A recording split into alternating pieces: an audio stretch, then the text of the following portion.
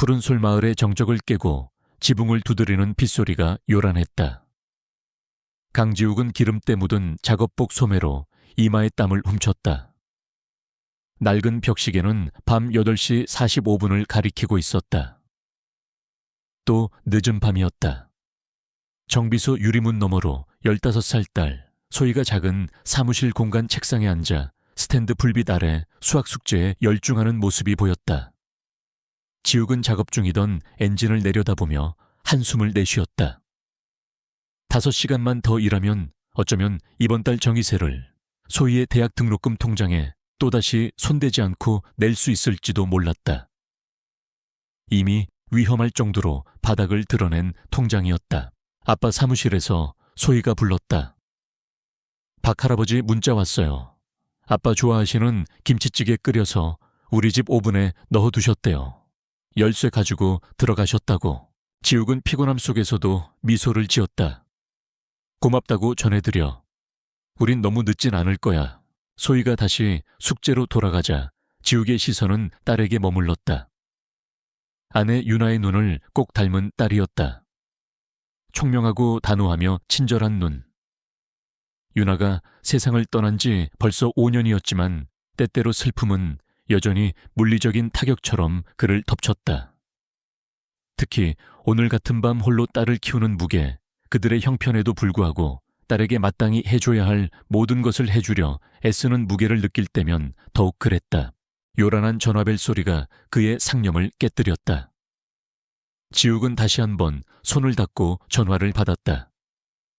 푸른솔 카센터입니다. 강지욱입니다. 여보세요. 교양 있지만 걱정이 묻어나는 여성의 목소리가 답했다. 제 차가 마을에서 5마일 정도 떨어진 서벽길에서 고장이 났어요. 견인차를 부르려고 했는데 최소 3시간은 걸린다고 하더군요. 통화했던 남자분이 사장님께 직접 연락해보라고 권해주셨어요. 지욱은 다시 시계를 힐끗 보았다. 거의 마감 시간이었고 폭풍우는 점점 더 심해지고 있었다. 하지만 돈이 필요했다. 15분 안에 도착할 수 있습니다. 뭐가 문제인 것 같습니까? 잘 모르겠어요. 엔진이 그냥 꺼졌어요. 경고등이 전부 한꺼번에 켜졌고요. 차종이 어떻게 되시죠? 메르세데스 S클래스입니다. 2022년 모델이요. 지욱은 눈썹을 치켜 올렸다. 푸른솔 마을에서 그런 차를 모는 사람은 없었다. 곧 가겠습니다. 기다리실 만한 마른 곳은 있으신가요? 아직 차 안에 있습니다. 이런 날씨에 와주셔서 감사합니다. 지욱은 전화를 끊고 비상공구함과 우위를 챙겼다. 소희야, 그가 불렀다. 긴급 출동 건이야. 여기서 기다릴래? 아니면 아빠랑 같이 갈래? 소희는 이미 책을 챙기며 문가에 나타났다. 같이 갈래요. 이렇게 늦게 혼자 있으면 박 할아버지가 걱정하실 거예요. 10분 후 지욱의 낡은 픽업 트럭은 서벽길의 무릉덩이를 첨벙거리며 달렸다. 와이퍼는 쏟아지는 폭우에 맞서 쉴 새 없이 움직였다. 소희는 그의 옆에 조용히 앉아 폭풍우 치는 밤하늘을 바라보고 있었다. 수학시험 잘 봤다며. 지욱이 침묵을 깨며 말했다. 이선영 선생님이 그러시더라. 소희는 어깨를 으쓱했지만 그는 딸의 작은 미소를 놓치지 않았다. 그냥 대수학이었어요. 그냥 대수학이라고 지욱이 껄껄 웃었다. 있잖아. 내가 예전에 안전 시스템 설계할 때 학위 가진 엔지니어들도 네가 15살에 푸는 방정식을 못 푸는 경우가 있었어. 그리우시죠? 엔지니어링 일이요. 지욱의 손이 핸들을 꽉 쥐었다. 가끔은. 하지만 푸른솔 카센터 일도 좋은 일이야. 정직한 일이지. 하지만 아빠가 교육받으신 일도 사랑하셨던 일도 아니잖아요. 지욱이 대답하기도 전에 그의 헤드라이트가 앞쪽 갓길에 세워진 날렵한 검은색 메르세데스를 비췄다.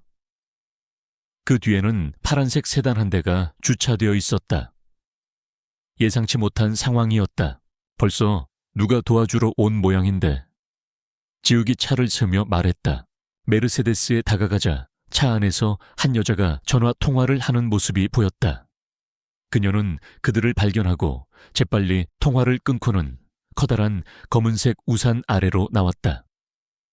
어두운 조명 속에서도 그녀의 레인코트가 자신의 한 달 월세보다 비싸다는 것을 알 수 있었다.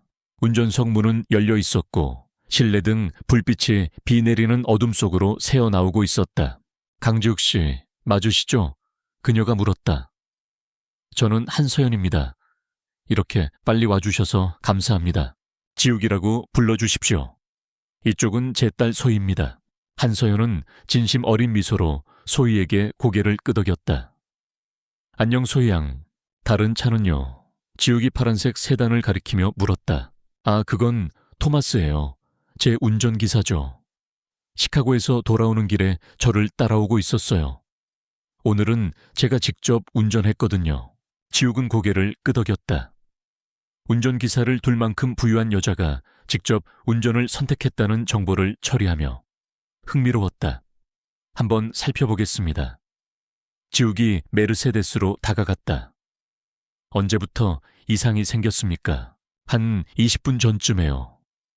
엔진에서 이상한 소리가 나더니 경고등 몇 개가 켜지고 점차 출력이 떨어져서 갓길에 세워야 했어요. 지욱이 후드를 가리켰다. 열어봐도 되겠습니까? 물론이죠. 한서연이 옆으로 비켜서자 지욱이 후드를 열고 휴대용 작업등을 설치했다. 한서연은 재킷에도 불구하고 비에 어색하게 서 있는 소희에게로 몸을 돌렸다. 내 차 안에서 기다릴래요. 거긴 마르니까요. 다른 건 다 고장, 나도 히터는 잘 나왔거든요. 소희는 아빠를 보았고 지욱은 고개를 끄덕였다. 감사합니다. 소희가 조수석으로 미끄러져 들어갔다. 한서연은 차 앞으로 와서 지욱과 함께 우산을 썼다. 심각한가요? 몇 가지 가능성이 있습니다. 가장 좋은 경우는 센서 오작동이겠죠. 최악의 경우는 지욱은 엔진을 살피며 말끝을 흐렸다. 꺼지기 전에 이상한 소리는 없었습니까? 약간 윙윙거리는 소리가 나다가 딸깍거리는 소리가 났어요.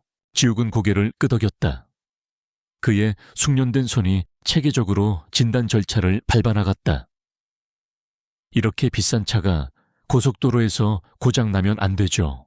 그게 바로 대리점에서 약속했던 건데요. 한서연이 약간의 좌절감을 드러내며 말했다. 솔직히 말해서 지난 몇 달 동안 제가 좀 험하게 몰긴 했어요. 장거리 운전이 너무 많았고 정비는 부족했고요. 지욱이 고개를 들었다.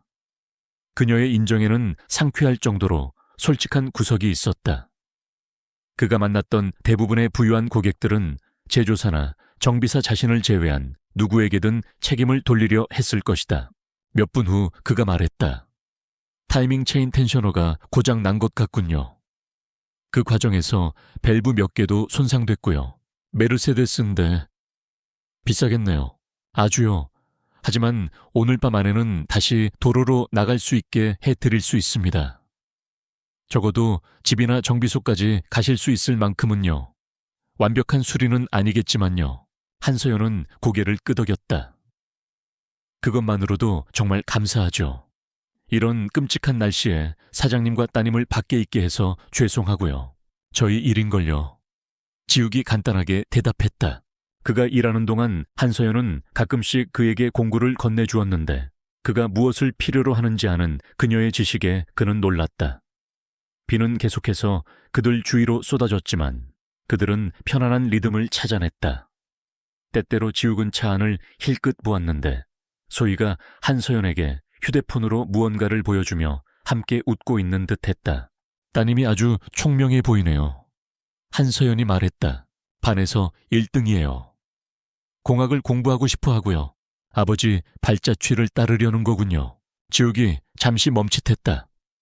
제가 엔지니어였다는 건 어떻게 아셨습니까? 한서연이 미소 지었다. 문제를 접근하는 방식이요. 체계적이고 분석적이고 단순히 증상만 찾는 게 아니라 시스템을 이해하려고 하시잖아요. 지욱은 다시 일하기 시작했다. 그건 아주 오래전 일입니다. 무슨 일이 있었나요? 한서연이 물었다가 재빨리 덧붙였다. 죄송해요. 사적인 질문이었네요. 대답하지 않으셔도 돼요. 아니요, 괜찮습니다. 지욱은 볼트를 조인 후 말을 이었다. 오성산업에서 자동차 안전 시스템을 개발했었습니다. 사고 사망자를 거의 40%까지 줄일 수 있는 시제품도 있었고요. 그는 왜 비 오는 날 낯선 사람에게 자신의 인생 이야기를 하고 있는지 의아해하며 말을 멈췄다. 회사 정치라고나 할까요? 그냥 다른 사람의 실수를 제가 뒤집었었다고 해두죠. 그 후로는 업계에서 아무도 저를 받아주지 않았습니다. 한서연은 잠시 침묵했다. 끔찍하네요. 책임을 뒤집었을 가치가 있었나요? 15명이 일자리를 잃을 뻔했습니다. 가족이 있고 주택담보대출이 있는 사람들이요. 제 팀원들이었죠. 지욱이 어깨를 으쓱했다. 그때는 그럴 만한 가치가 있다고 생각했습니다. 지금 소희와 딸이 희생해야 했던 것들을 보면 덜 확신이 들지만요. 지욱이 엔진 너머로 손을 뻗었을 때 그의 작업등 불빛이 채 몸을 기대고 있던 한서연의 손을 비췄다. 그녀의 손가락에는 반지가 하나 끼워져 있었다. 작은 루비 주위를 여러 개의 원이 서로 맞물린 독특한 패턴의 금반지였다. 현대적인 것과는 다른 독특한 세공 솜씨였다. 지욱은 반지를 뚫어져라 쳐다보며 얼어붙었다. 심장이 가슴속에서 격렬하게 뛰었다. 강 사장님, 지욱 씨 괜찮으세요? 그 반지... 그의 목소리는 빗소리에 묻혀 거의 들리지 않았다. 어디서 구하셨습니까? 한서연은 질문에 놀란 듯 반지를 내려다보았다. 저희 할머니 반지였어요. 집안 대대로 내려오는 갑오죠. 왜 물으시죠? 지욱은 마른 침을 삼켰다. 제 할아버지가 똑같은 반지를 가지고 계셨습니다. 몇 년 전에 잃어버렸지만 그 디자인은 어디서든 알아볼 수 있습니다. 할아버지는 전쟁 전에 보석 세공사셨어요. 쌍둥이 자매를 위해 만드신 한 쌍 중 하나라고 하셨죠. 엘리자베스와 캐서린 하먼. 한서연이 눈을 크게 뜨며 말을 마쳤다. 저희 할머니가 그렇게 말씀하셨어요. 그들은 쏟아지는 빗소리 속에서 믿을 수 없다는 듯 서로를 쳐다보았다. 아빠 차 안에서 소희가 불렀다. 괜찮으세요? 지욱은 눈을 깜빡이며 하던 일로 돌아왔다. 괜찮아, 아가. 그는 다시 엔진으로 고개를 돌렸지만 머릿속은 복잡하게 돌아가고 있었다. 우연일 리 없었다. 반지 디자인 이야기. 하지만 한서연이 어떻게 할아버지의 과거와 연결될 수 있단 말인가. 안정시켰습니다. 그가 후드를 닫으며 말했다. 집까지는 가실 수 있을 겁니다. 하지만 무리하지 마십시오. 타이밍이 아직 불안정해서 무리하시면 더 큰 손상을 입을 수 있습니다. 한서연 역시 정신이 다른 데 팔린 듯했다. 감사합니다. 수리비는 얼마를 드리면 될까요? 지욱은 긴급 출동 비용치고는 터무니없이 적은 금액을 불렀다. 한서연은 지갑을 꺼내려다 잠시 멈췄다. 지욱 씨, 혹시 내일 저녁에 소희 양과 함께 저희 집에서 저녁 식사 어떠세요? 할아버님과 반지에 대해 더 많은 이야기를 듣고 싶어서요. 지욱은 망설였다.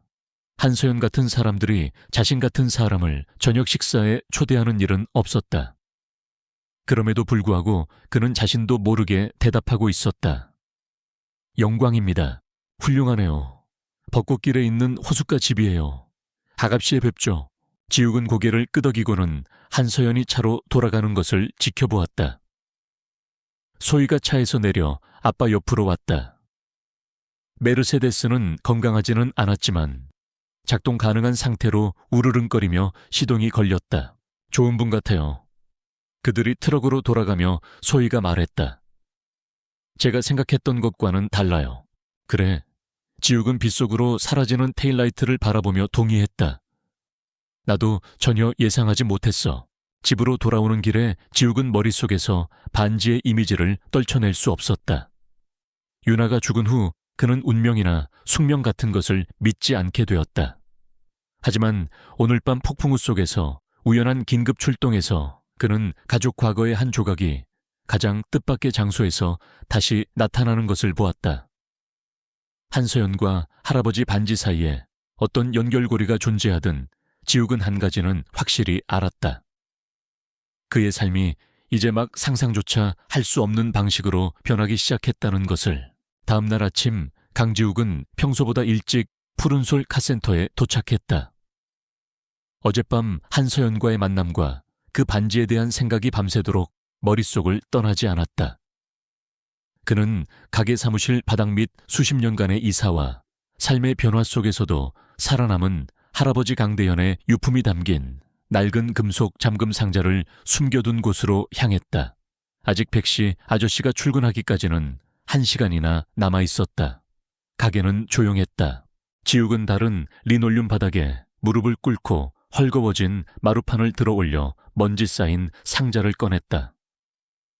아내 유나의 장례식 직후 슬픔에 잠겨 자신의 과거와의 연결고리를 찾으려 했던 이유로는 몇 년 동안 들여다보지 않은 상자였다. 뚜껑을 열자 경첩이 삐걱거리는 소리를 냈다. 안에는 누렇게 변한 사진 몇 장 손으로 쓴 편지들 그리고 작은 가죽 일기장이 들어있었다. 지욱은 그 중에서 찾고 있던 것을 발견할 때까지 뒤적였다. 1952년경 자신의 보석상 대현정 밀세공 앞에서 자랑스럽게 서 있는 할아버지의 빛바랜 사진이었다.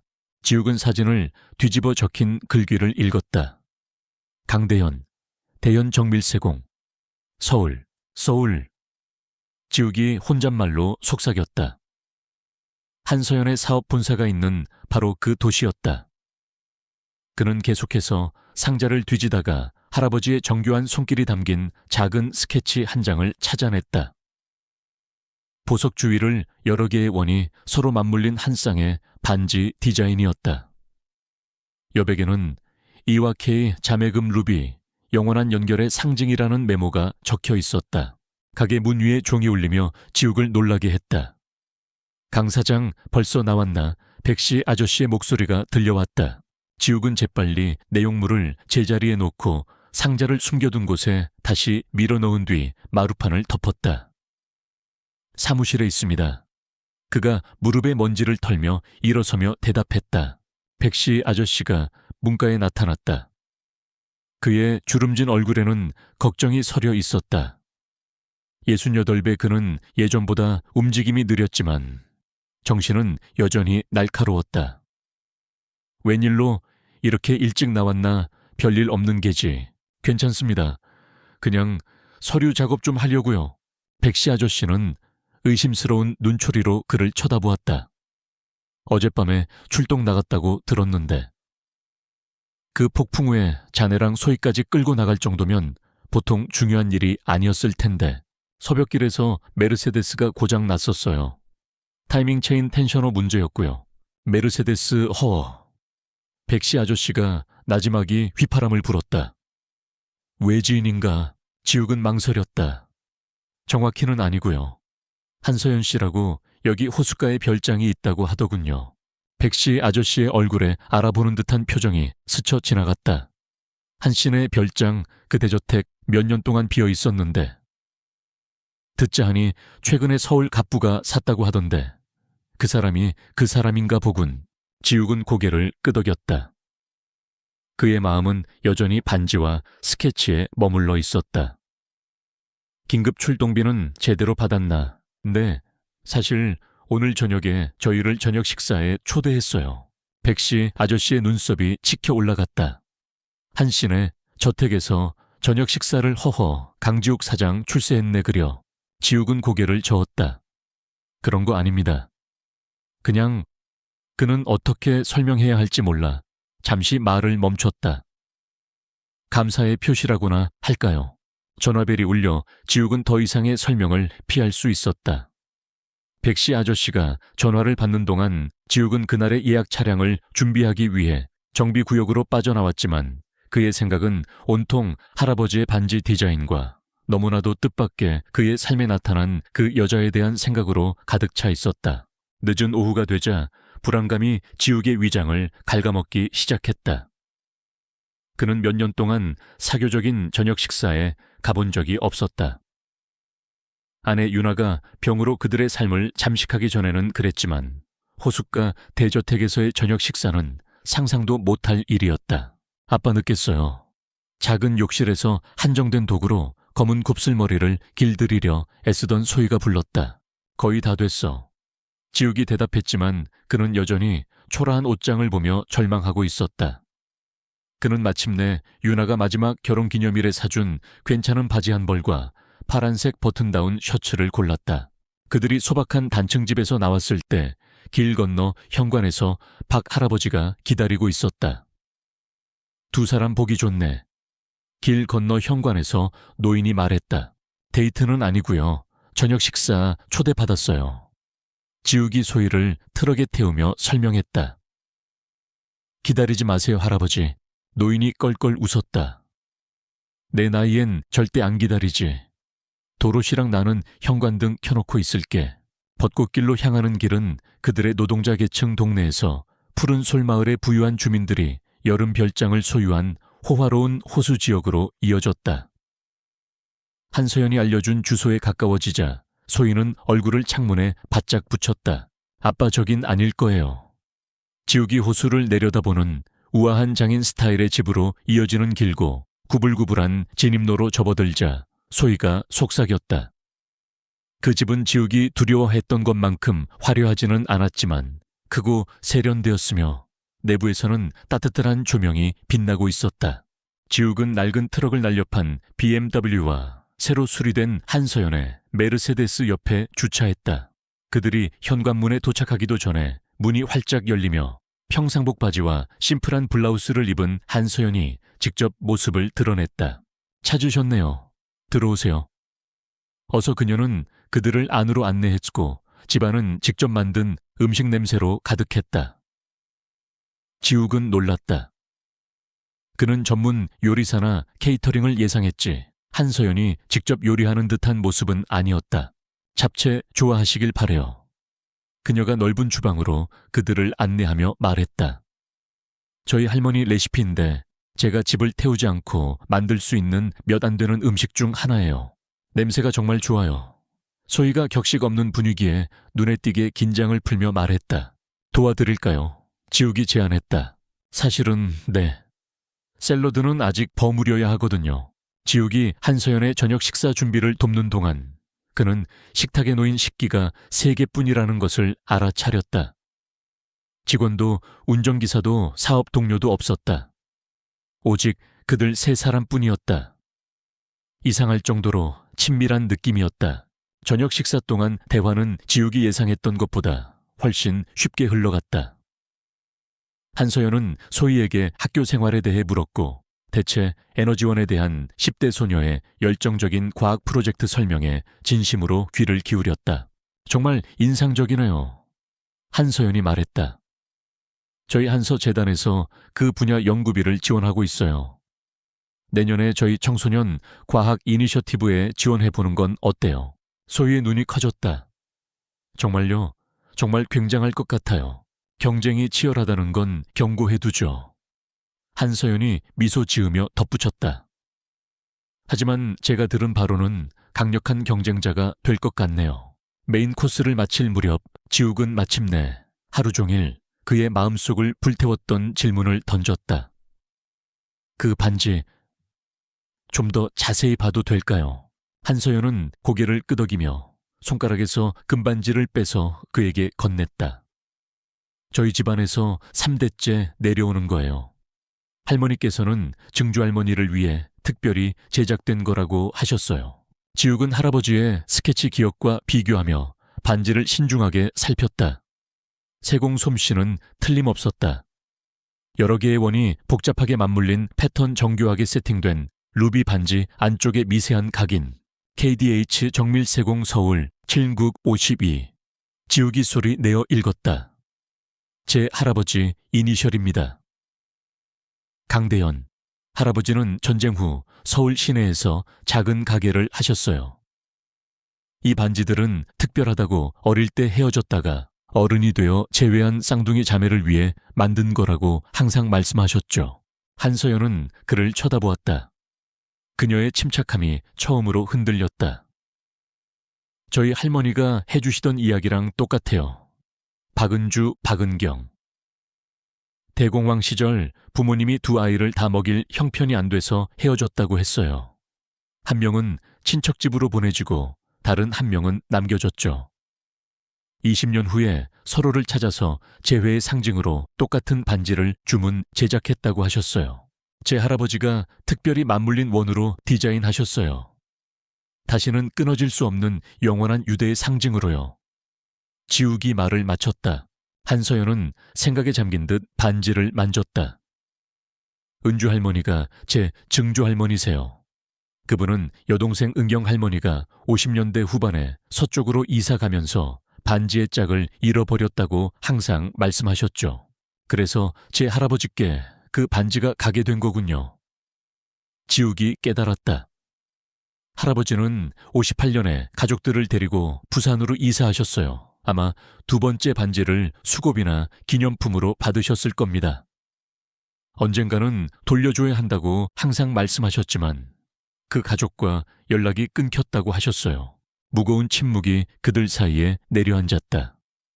이 예상치 못한 연결의 무게가 방 안을 가득 채웠다. 정말 놀랍네요. 마침내 한서연이 말했다.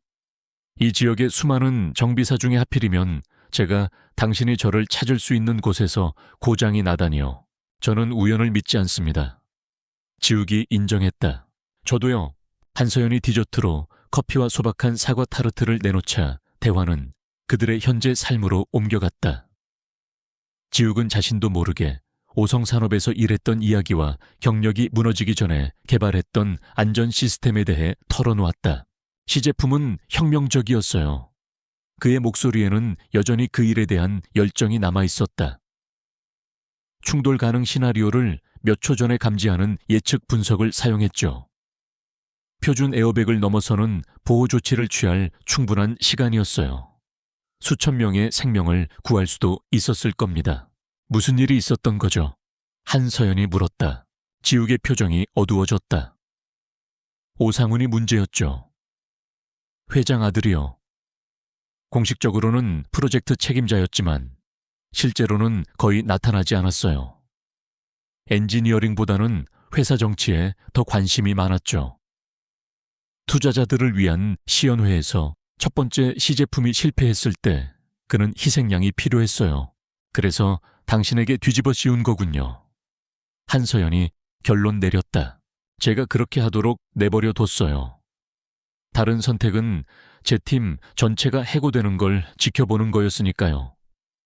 제 경력으로는 다른 일자리를 찾을 수 있을 거라고 생각했죠. 지욱이 씁쓸하게 웃었다. 틀렸더군요. 오상훈이 업계에서 아무도 저를 건드리지 못하게 손을 써놨어요. 정말 비열하네요.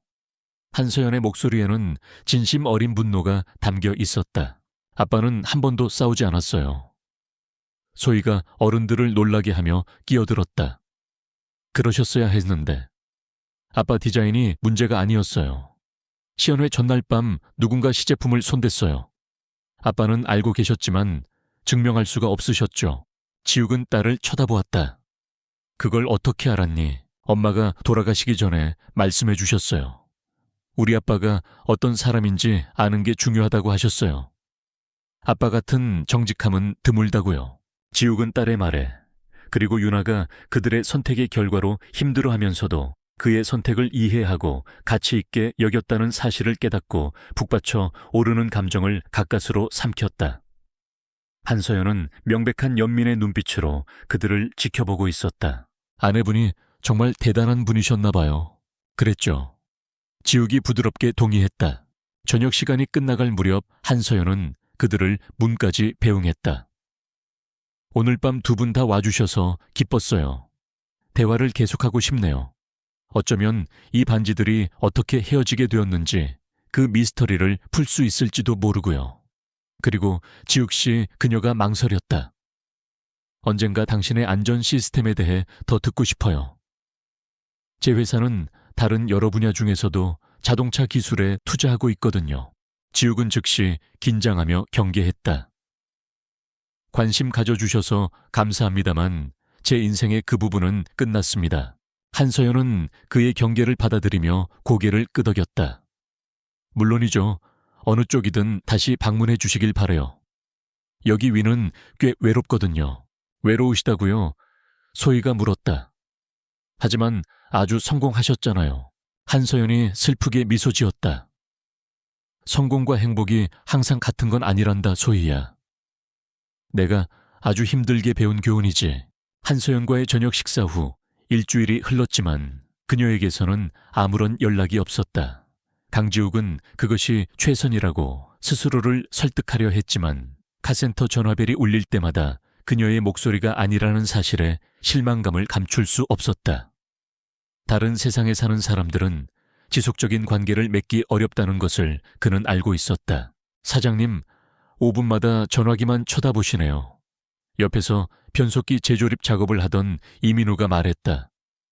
젊은 정비공인 민우는 푸른솔 카센터에서 3년 동안 일하며 지욱에게는 친구 같은 존재가 되어 있었다. 혹시 소개팅 상대가 잠수라도 탔어요. 지욱이 그를 쏘아보았다. 그냥 부품 배달 기다리는 거야. 네, 부품 배달이요. 민우가 능글맞게 웃었다. 그래서 일주일 내내 누가 강아지라도 훔쳐간 사람처럼 풀이 죽어 계셨군요. 지욱이 대꾸하려던 찰나백 씨 아저씨가 정비소 안으로 고개를 불쑥 내밀었다. 강 사장 자네한테 온 전화인데 받아보는 게 좋을 것 같네. 2번 선이야. 지욱은 손을 닫고 카센터 전화를 받았다. 민우와 백씨 아저씨가 의미심장한 눈빛을 교환하는 것이 느껴졌다. 푸른솔 카센터 강지욱입니다. 안녕하세요, 지욱씨. 한서연입니다. 지욱은 동료들의 노골적인 엿듣기를 피해 몸을 돌렸다. 서연씨, 연락 주셔서 감사합니다. 더 빨리 전화 드리지 못해 죄송해요. 긴급 이사회 때문에 서울에 불려갔었거든요. 사실 아직 여기 있지만 저희 대화에 대해 후속 조치를 취하고 싶었어요. 그녀의 목소리가 약간 망설이는 듯했다. 지욱씨 할아버님의 보석상에 대해 좀 더 조사해봤는데 저희 가족과 관련된 흥미로운 연결점들을 몇 가지 찾았어요. 어떤 종류의 연결점 말입죠. 직접 만나서 말씀드리는 게 좋을 것 같아요. 내일 푸른솔 마을로 돌아갈 예정인데 점심 식사 가능하실까요? 작업 일정을 확인해 봐야 합니다만.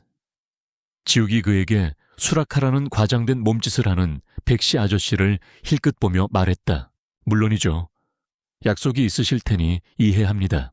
아니요, 괜찮을 겁니다. 어디서 언제 뵐까요? 소립 분식 전구 어떠세요? 거기 샌드위치가 아주 훌륭하다고 들었어요. 네, 맛있습니다. 지욱은 그녀가 호숫가의 고급 레스토랑이 아닌 소박한 동네 식당을 선택한 것에 놀라며 확인했다. 약속을 정한 후 지욱이 전화를 끊자 민우와 백씨 아저씨 모두 숨길 수 없는 호기심으로 그를 쳐다보고 있었다. 한서연이라. 허어. 백씨 아저씨가 팔짱을 끼며 말했다. 서울에서 온 그 백만장자 말인가. 그냥 가족사에 대해 좀 이야기하려는 겁니다. 지욱이 설명했다. 그분 증조할머니께서 제 할아버지를 아셨다고 하더군요. 백씨 아저씨가 의심스러운 듯 눈썹을 치켜 올렸다. 그리고 나는 사실 엘비스 프레슬리라네. 그런 거 아닙니다. 지욱은 변속기 작업으로 돌아가며 주장했다.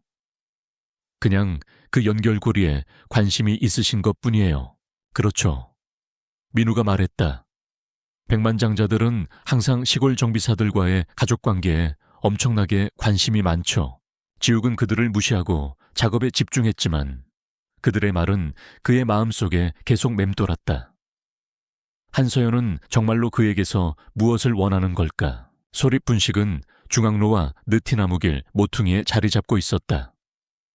커다란 창문 너머로 푸른 솔마을의 소박한 시내가 보였다. 지욱은 약속 시간보다 아분 일찍 도착했고 갑자기 자신의 작업복 차림이 부끄럽게 느껴졌다. 셔츠는 갈아입었지만 여전히 카센터 청바지와 작업화를 신고 있었다. 더 갈아입을 시간이 없었다. 창가 쪽 칸막이 자리에 이미 한서연이 앉아있는 것이 보였다. 그녀는 청바지와 심플한 블라우스 차림이었고 머리는 편안하게 포니테일로 묶고 있었다. 더 젊고 다가가기 쉬워 보였고 어쩐지 더욱 아름다워 보였다. 지욱 씨. 그가 맞은편 자리에 앉자 그녀가 미소 지었다. 시간 내주셔서 감사해요. 별 말씀을요. 백씨 아저씨가 거의 떠밀다시피 해서요. 사장님이신가요? 지금은 아버지 같은 분이시죠. 지욱이 인정했다. 저희가 여기 이사 온 이후로 소희와 저를 계속 돌봐주셨어요. 웨이트리스 티나가 커피포트를 들고 다가왔다. 지욱씨, 늘 드시던 걸로. 네, 부탁해요. 그리고 친구분은요. 티나가 제대로 숨기지 못한 호기심으로 한서연을 쳐다보며 물었다. 저는 칠면조 클럽 샌드위치로 할게요. 한서연이 상냥하게 말했다. 그리고 커피도 좋고요. 티나가 떠나자 한서연이 앞으로 몸을 기울였다. 흥미로워 하실 만한 걸 좀 가져왔어요. 그녀는 가죽 서류 가방을 열고 사진 몇 장과 문서들을 꺼냈다. 이건 저희 할머니 유품이에요. 그녀가 두 젊은 여성이 보석상 앞에서 팔짱을 끼고 서 있는 흑백 사진을 그에게 건네며 설명했다. 박은주 박은경 할머니 1952년 반지를 받으시던 날이래요. 지욱은 매혹된 듯 이미지를 유심히 살폈다. 제 할아버지 가게네요. 그가 배경에 보이는 간판을 가리켰다. 대현정 밀세공. 네. 그리고 이건 한서연이 누렇게 변한 영수증을 앞으로 밀며 말을 이었다. 원본 구매 기록이에요. 지욱은 빛바랜 종이를 살폈다. 할아버지의 독특한 필체로 2개의 금반지 루비 세팅 맞춤 디자인이라는 항목별 청구서와 함께 날짜와 함원안이 박씨 자매의 이름이 적혀 있었다. 서울역사편찬원 기록보관소에 다녀왔어요. 한서연이 설명했다. 당시 소규모 사업체 기록들 사이에서 이걸 찾았죠. 이것도 발견했고요. 그녀는 그에게 1959년자 신문 스크랩을 건넸다. 헤드라인은 지역 보석상 의문의 화제로 가게 이러였다. 지욱은 소방서에서 상황이 의심스럽다고 언급한 강대현 보석상이 불타버린 경위를 상세히 기술한 기사를 훑어보았다. 할아버지는 이 일에 대해 한 번도 말씀하지 않으셨어요. 지욱이 나지막이 말했다. 항상 더 나은 기회를 찾아 서쪽으로 떠났다고만 하셨죠. 기사에는 할아버님께서 토지 경계 문제로 지역 사업가와 분쟁 중이었다고 언급되어 있어요. 한만식이라는 사업가였죠. 한서연이 그의 눈을 마주 보았다. 제 할아버님이요. 지욱이 날카롭게 고개를 들었다. 당신 할아버지가 제 할아버지를 사업에서 몰아낸 건가요? 그렇게 보여요. 한서연의 표정이 고통스러웠다. 한만식 할아버지는 좋은 분이 아니셨어요. 협박과 때로는 불법적인 수단을 통해 부동산 제국을 건설하셨죠. 지욱 씨 할아버님께서 가게 매각을 거부하시자 제 할아버님께서 직접 손을 쓰신 것 같아요. 지욱은 뒤로 기대앉아 이 엄청난 사실을 받아들이려 애썼다. 그래서 제 할아버지가 당신 할아버지 때문에 서울에서 쫓겨나서 반지들이 헤어지게 된 거군요. 네. 그리고 제 생각에 할아버님께서 간직하셨던 은경 할머니 반지는 그 부당함에 대한 기억을 상기시키는 물건이었을 거예요. 한서연이 망설였다. 더 있어요. 이 기록들을 찾은 후에 지욱 씨 경력을 끝장냈던 오성산업 사건에 대해 사설 탐정에게 조사를 의뢰했어요. 지욱이 몸을 굳혔다. 뭘 하셨다고요? 역사가 반복되고 있는지 알아야 했어요. 한서연이 차분하게 말했다. 제 주변에 힘 있는 남자들이 여전히 정직한 사람들의 삶을 파괴하고 있는지요. 그래서 당신의 조사는 뭘 알아냈습니까? 지욱의 목소리가 팽팽하게 긴장되었다. 오상훈 씨가 의도적으로 당신의 시제품을 파괴했다는 증거요. 탐정은 시연회 전날 밤 오상훈 씨가 연구실에 들어가는 것을 목격한 전직 경비원을 찾아냈어요. 그는 입막음용으로 돈을 받았었고요. 지욱의 손이 커피잔 주위로 하얗게 질렸다. 그럴 줄 알았어. 항상 알고 있었어. 그 경비원은 지금 증언할 의향이 있어요. 말기암 환자인데 양심의 가책을 덜고 싶어 하더군요. 왜 저에게 이런 말씀을 하시는 겁니까? 지욱이 요구했다. 저에게 뭘 원하시는 거죠? 한서연 씨. 티나가 음식을 가져다 주자 그들의 대화가 잠시 중단되었다. 티나는 호기심 어린 눈으로 그들을 쳐다본 뒤 떠났다. 한서연은 그들이 다시 혼자가 될 때까지 기다렸다가 대답했다. 2가지예요. 첫째, 저희 가족이 당신 가족에게 저지른 일에 대해 사죄하고 싶어요. 한서재단에는 저희 할아버지가 저지른 역사적 과오를 바로잡기 위해 특별히 조성된 복원기금이 있어요. 당신 가족은 보상받을 자격이 있습니다. 당신 돈은 원치 않습니다. 지욱이 단호하게 말했다. 이해해요. 하지만 소희의 미래를 위해서 생각해보세요. 당신에게 일어났던 일 때문에 딸의 대학 교육이 위태로워져서는 안 되잖아요. 지욱은 딸의 이익에 반박할 수 없어 침묵했다. 그리고 2번째는요. 마침내 그가 물었다. 이번에는 제대로 오상훈 같은 사람들로부터 재정적 지원과 법적 보호를 받으면서 당신의 안전 시스템을 재건하는 걸 돕고 싶어요. 지욱은 믿을 수 없다는 듯 그녀를 쳐다보았다. 왜 그런 일을 하시려는 거죠? 생명을 구할 수 있으니까요. 한서연이 간단하게 말했다. 그리고 저는 정의를 믿으니까요. 오상훈은 당신의 작업과 명성을 훔쳤어요. 저는 당신이 그 2가지를 모두 되찾는 걸 돕고 싶습니다. 지욱은 거의 손도 대지 않은 샌드위치를 옆으로 밀었다. 그럼 이건 전부 죄책감 때문이군요. 당신 할아버지가 제 할아버지 사업을 망쳤고 이제 당신은 양심의 가책을 덜고 싶으신 거고요. 상처받은 표정이 한서연의 얼굴을 스쳐 지나갔다. 그건 공평하지 않아요. 그렇지 않나요? 부유한 한서연이 고군분투하는 정비사를 구하러 나타나서 수백만 달러로 모든 것을 바로잡는 거요. 저는 그렇게 보지 않아요. 한서연이 조용히 말했다. 그럼 어떻게 보시는데요? 한서연이 그의 시선을 똑바로 마주했다. 저는 역사로 연결된 2사람이 과거의 잘못을 바로잡을 기회를 얻은 것으로 봐요. 저는 당신의 뛰어난 두뇌가 생명을 구할 수 있는데도 오일 교환 작업에 낭비되고 있는 것으로 보고요. 그리고 저는 제 가족의 재산이 마침내 정말로 가치 있는 일을 할 기회를 보고 있어요. 지욱은 반박하고 싶었고 그녀의 제안을 단번에 거절하고 싶었지만 그녀의 눈에 담긴 진심이 그를 망설하게 만들었다. 생각할 시간이 필요합니다. 마침내 그가 말했다. 물론이죠. 한서연이 지갑에서 명함을 꺼냈다. 제 개인 번호예요. 이야기할 준비가 되시면 전화 주세요. 그녀가 망설였다. 그리고 지욱 씨, 이건 자선이 아니에요. 당신에게 당신의 작업에 그리고 우리가 함께 성취할 수 있는 것에 대한 투자예요. 한서연이 그의 항의에도 불구하고 계산서를 지불하고 카페를 나서는 동안 지욱은 자리에 앉아 그녀의 명함을 손안에서 뒤집었다. 창문 너머로 그녀가 메르세데스에 올라타 멀어지는 모습이 보였다. 그녀의 말이 그의 마음속에 계속 맴돌았다.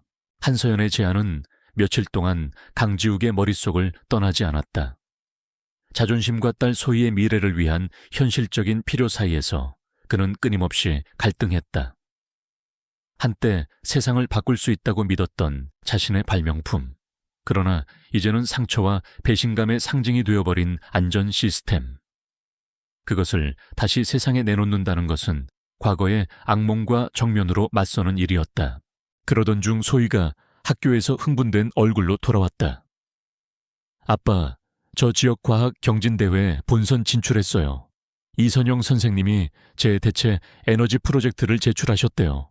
지욱은 딸의 열정에 미소 지었다. 정말 잘했구나, 우리 딸. 우승하면 서벽대학교 공학 여름 캠프 전액 장학금을 받는데요. 소희는 거의 깡총거리며 말을 이었다. 전국 최고의 공학 영재들이 모이는 곳이래요. 지욱의 미소가 살짝 굳었다. 서벽대학교라면 서울 근교의 명문사립공과대학이었다.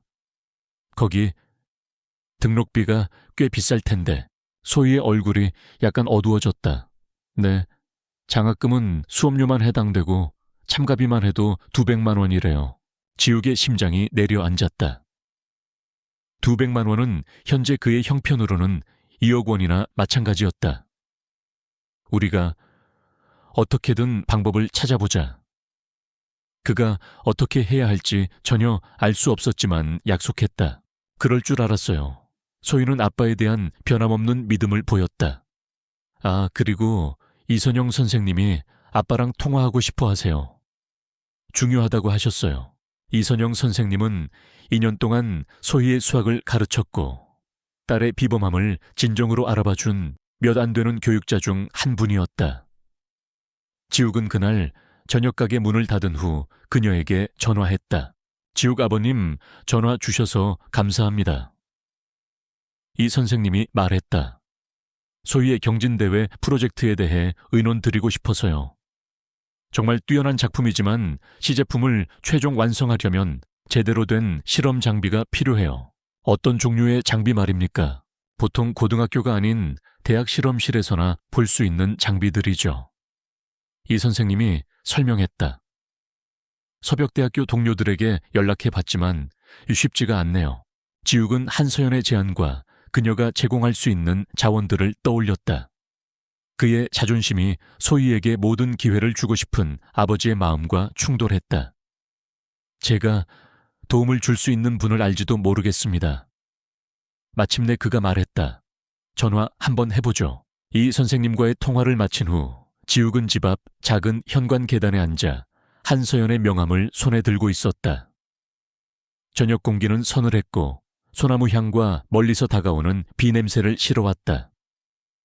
길 건너 박 할아버지 댁 현관에는 어스름 속에서 두 분의 실루엣이 보였다. 지욱은 한서연의 할아버지 때문에 생계를 잃었던 자신의 할아버지 오상훈 때문에 경력이 망가졌던 자신, 그리고 마치 가족을 따라다니는 듯한 불운의 순환에 대해 생각했다. 하지만 동시에 소희의 흥분 잠재력, 그리고 꽃 피울 자격이 있는 딸의 꿈에 대해서도 생각했다. 그리고 모든 것을 바로잡고 싶어하는 한서연의 진심에 대해서도. 깊은 숨을 내쉰 후 지욱은 번호를 눌렀다. 여보세요? 한서연이 두 번째 신호음 만에 전화를 받았다. 강지욱입니다. 서연 씨 제안에 대해 생각해봤습니다. 네. 안전 시스템 재건에 대해서는 아직 확답을 드리기 어렵습니다. 그건 복잡한 문제라서요. 지욱이 잠시 말을 멈췄다. 하지만 혹시 다른 쪽으로 도움을 주실 수 있는 부분이 있을지도 모르겠습니다. 소희를 위해서요. 그가 과학경진대회와 소희에게 필요한 장비에 대해 설명하자 한서연은 주의 깊게 들었다. 그가 말을 마치자 그녀가 말했다. 물론 도와드릴 수 있죠. 저희 한서재단에 이동식 스템 연구실이 있어요. 교육소의 지역 학교에 보내는 건데 다음 주에 푸른솔 고등학교로 가져다 드릴 수 있도록 조치할게요. 예상했던 것보다 훨씬 더. 감사합니다. 지욱이 인정했다. 시작점이라고 생각해 주세요. 한서연이 대답했다. 선의의 표시라고나 할까요? 그들이 작별 인사를 한 후 지욱은 현관 계단에 앉아 어두워지는 하늘에 별들이 나타나는 것을 지켜보았다. 몇 년 만에 처음으로 그는 생존을 위한 하루하루의 투쟁을 넘어선 가능성들을 상상하기 시작했다. 자신의 작업을 되찾고 소희의 미래를 확보하고 어쩌면 자신의 과거와 잠재력을 모두 이해하는 사람과 관계를 맺을 수 있는 가능성. 그 생각은 그를 두렵게 했어야 했다. 대신 그는 전혀 다른 감정 기대감을 느꼈다. 한서재단의 이동식 STEM 연구실은 화요일 아침 푸른솔 고등학교에 도착했고 학생들과 교직원들 사이에 큰 반향을 일으켰다. 첨단 실험 장비 3D 프린터 엔지니어링 워크스테이션을 갖춘 개조된 버스는 마치 옥수수밭에 착륙한 우주선처럼 학교 주차장에 위풍당당하게 자리 잡았다.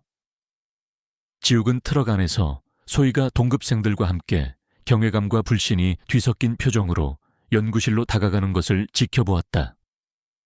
한서연은 입구 옆에 서서 수수하지만 전문가적인 옷차림으로 각 학생들을 개별적으로 맞이했다. 소희에게 다가갔을 때 그녀는 소녀의 어깨에 손을 얹고 허리를 숙여 무언가를 말했고 소희는 자랑스러운 미소를 지었다. 정말 대단한 시설이네요.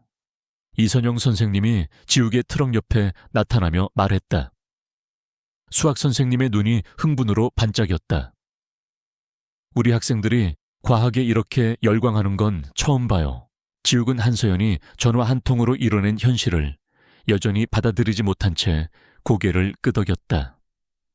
인상적이네요. 친구가 상당한 영향력을 가진 분인가 봐요. 이 선생님이 말했다. 저희는 몇 년 동안 STEM 교육 자원 확충을 신청했지만 번번이 실패했거든요. 돕고 싶어 하시는 것뿐입니다. 지욱이 간단하게 말했다. 글쎄요, 따지고 싶진 않아요. 이게 바로 소희와 다른 학생들이 필요로 했던 거니까요. 이 선생님이 미소 지었다.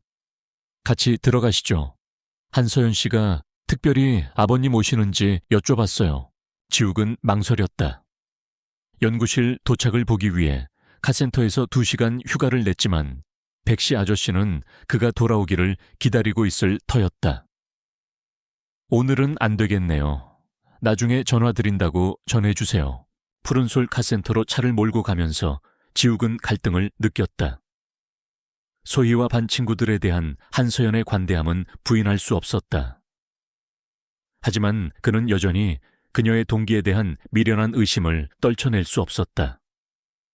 이것이 정말로 사죄하기 위한 것일까? 아니면 그녀가 그들의 삶에 끼어드는 다른 이유가 있는 걸까? 그가 도착했을 때 카센터는 이상할 정도로 조용했다. 백씨 아저씨는 안내 데스크에 앉아 코에 걸친 돋보기 안경 너머로 청구서를 검토하고 있었다. 그 멋진 과학버스는 어땠나? 그가 고개도 들지 않고 물었다. 인상적이었습니다. 지욱이 인정했다. 아이들이 아주 좋아했어요. 백씨 아저씨가 안경을 벗었다. 자네 없는 동안 손님이 하나 다녀갔네. 이름은 안 남겼는데 자네에 대해 이것저것 많이 묻더군. 전문가 타입인데 양복에 넥타이 차림이었고 서울 번호판 렌터카를 몰고 왔어. 지욱이 미간을 찌푸렸다. 무슨 질문을요? 여기서 얼마나 일했는지, 배경은 어떤지, 가족은 있는지 같은 것들이었지. 백씨 아저씨의 표정이 심각해졌다. 말투가 마음에 안 들어서 별말 안 했네. 강지욱에 대해 알고 싶으면 강지욱한테 직접 물어보라고 했지. 불안한 감정이 지욱의 위장을 덮쳤다. 어디 소속이라고는 안 하던가요? 아니, 하지만 이걸 남기고 갔네. 백씨 아저씨가 지욱에게 명함 한 장을 건넸다. 세련된 검은색 명함에는 익숙한 로고가 찍혀 있었다. 오성산업, 최민준 연구개발부 부사장. 지욱이 소리 내어 읽었다. 그의 전 동료이자 오상훈이 그를 쫓아낸 후 그의 자리를 차지했던 남자였다. 자네 친구인가? 백씨 아저씨가 물었다. 한때는요. 지금은 아니지만 지욱은 명함을 주머니에 넣었다. 다시 오면 관심 없다고 전해주세요. 하지만 지욱이 작업에 몰두하는 동안에도 질문들이 그를 괴롭혔다. 왜 최민준이 몇 년 만에 그를 찾아온 걸까? 그리고 왜 하필 지금 한서연이 그의 삶에 나타난 바로 이 시점에 그날 저녁 지욱과 소희가 STEM 연구실 버스가 주차되어 있던 버스 정류장에서 집으로 걸어오고 있을 때 소희는 흥분을 감추지 못했다. 아빠 분광 분석기로 확인했는데 제 조류 기반 바이오 연료가 표준 바이오 디젤보다 15%나 더 높은 에너지 출력을 낸대요. 그녀는 거의 인도 위를 깡총거리며 걸었다. 이 선생님이 제 프로젝트가 지역대회뿐만 아니라 전국대회에서도 우승할 수 있을 거래요. 지욱은 딸의 열정에 미소 지었다. 정말 멋지구나, 소희야. 그리고 한서연 씨, 아니 한 대표님은 지속 가능한 에너지 투자에 대해 정말 많이 아세요. 제가 상업적 확장성을 위한 재무 계획을 다듬는 데 도움을 주셨어요. 소희가 그를 힐끗 보았다. 아빠에 대해서도 물어보셨어요. 아빠가 전화 안 받는다고 하셨다고요. 지욱은 한숨을 쉬었다. STM 연구실이 도착한 3일 전부터 한서연의 전화를 피해왔다. 최민준이 마을에 나타난 지금 뭐라고 말해야 할지 몰랐기 때문이었다. 카센터 일이 바빴어. 소희가 엄마를 떠올리게 하는 회의적인 표정으로 그를 쳐다보았다. 제가 평생 가져본 가장 놀라운 기회에 대해 감사하다고 말할 시간도 없이 바쁘셨다고요. 복잡한 사정이 있어, 소희야. 제게는 복잡해 보이지 않아요. 아무도 우리를 도와주지 않을 때 그분이 도와주셨잖아요. 소희가 걸음을 멈췄다. 그녀의 표정이 갑자기 심각해졌다. 그분이 부자라서 그러세요. 아빠는 그런 사람한테 도움받느니 우리가 계속 힘들게 사는 게 더 낫다고 생각하세요. 그 질문은 지욱에게 물리적인 타격처럼 다가왔다. 물론 아니지. 그냥 조심해야 해서 그래. 왜요? 오성산업 일 때문에요. 한 대표님은 그런 사람 아니에요. 넌 그걸 몰라, 지우가. 넌 그분을 겨우 일주일밖에 몰랐잖아. 저는 사람 보는 눈이 정확해요. 소희가 주장했다. 엄마가 항상 그렇게 말씀하셨어요. 윤에 대한 언급은 지욱의 저항을 누그러뜨렸다. 아내는 정말로 사람에 대한 소희의 직감을 항상 믿었었다. 오늘 밤 전화할게. 그가 약속했다. 그들은 말없이 길모퉁이에 다다를 때까지 걸었다. 그들의 소박한 집 앞에 날렵한 검은색 차 한 대가 주차되어 있었다. 백씨 아저씨가 묘사했던 바로 그 렌터카였다. 지욱이 멈춰 섰다. 소희야, 박 할아버지 댁에 가 있어. 곧 가겠다고 전해주렴. 하지만 아빠, 지금은 제발. 소희는 마지못해 길 건너 이웃집으로 향했고 지욱은 자신의 집으로 다가갔다. 최민준이 현관에 서 있었다. 5년 전에 함께 일했을 때와 놀라울 정도로 변함없는 모습이었다. 여전히 단정하고 흠잡을 데 없는 옷차림에 때 이른 백발이 그에게 중후한 분위기를 더해주고 있었다. 오랜만이군, 강지욱 씨. 최민준이 손을 내밀었다. 지욱은 내밀어진 손을 무시했다. 여기서 뭐 하는 겁니까, 최 부사장?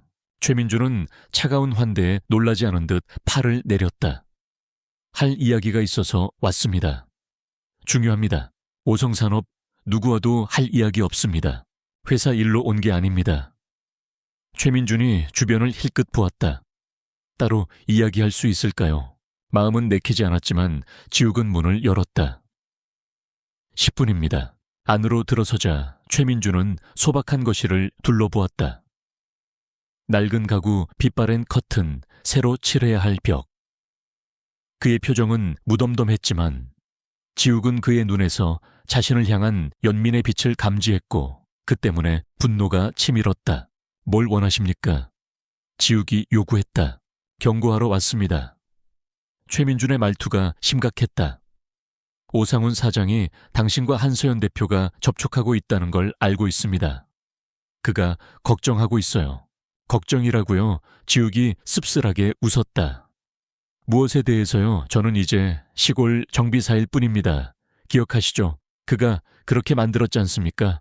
수십억 달러 가치가 있을지도 모르는 안전 시스템 원본 설계를 아직 가지고 있는 정비사죠. 그리고 지금은 중소부에서 가장 영향력 있는 투자자 중 한 명과 연결된 정비사고요. 최민준이 지욱의 시선을 붙잡았다. 오 사장은 당신이 한 대표의 지원을 받아 프로젝트를 부활시키려 한다고 생각하고 있어요. 만약 그렇다면요. 그렇다면 극도로 조심해야 합니다. 오 사장은 당신 설계보다 열등한 경쟁 시스템에 수백만 달러를 투자했어요. 만약 당신 시스템이 더 나은 결과를 입증하며 먼저 시장에 나온다면 최민준이 말끝을 흐렸다. 그는 모든 것을 잃겠죠. 지욱이 말을 마쳤다. 정확합니다. 그리고 오 사장은 깨끗하게 지는 법이 없어요. 지욱은 새로운 의심으로 전 동료를 살폈다. 왜 저에게 이런 말을 하는 겁니까? 당신은 그들이 저를 쫓아낸 후에 제 자리를 차지했지 않습니까? 최민준의 표정이 굳어졌다. 누군가는 당신의 작업이 완전히 해체되는 것을 막아야 했기 때문에 그 자리를 맡았습니다. 저는 지난 5년 동안 기술적 어려움을 핑계대며 프로젝트 진행을 최소화했고 오 사장이 당신의 원본 콘셉트를 실제로 해체할 사람을 데려오는 것을 막았습니다. 지욱은 놀라 눈을 깜빡였다. 내 작업을 보호하고 있었다고요? 그 정도는 빚졌다고 생각했습니다. 우리 모두 그랬죠. 최민준이 한숨을 쉬었다. 팀원들은 오 사장이 당신에게 한 짓이 잘못되었다는 걸 알고 있었어요. 몇몇은 목소리를 내려고 했지만 당신에게 일어난 일을 본 후에는 그가 어깨를 으쓱하며 사과와 설명을 동시에 전달하는 몸짓을 했다. 그래서 지금은요, 지욱이 다그쳤다.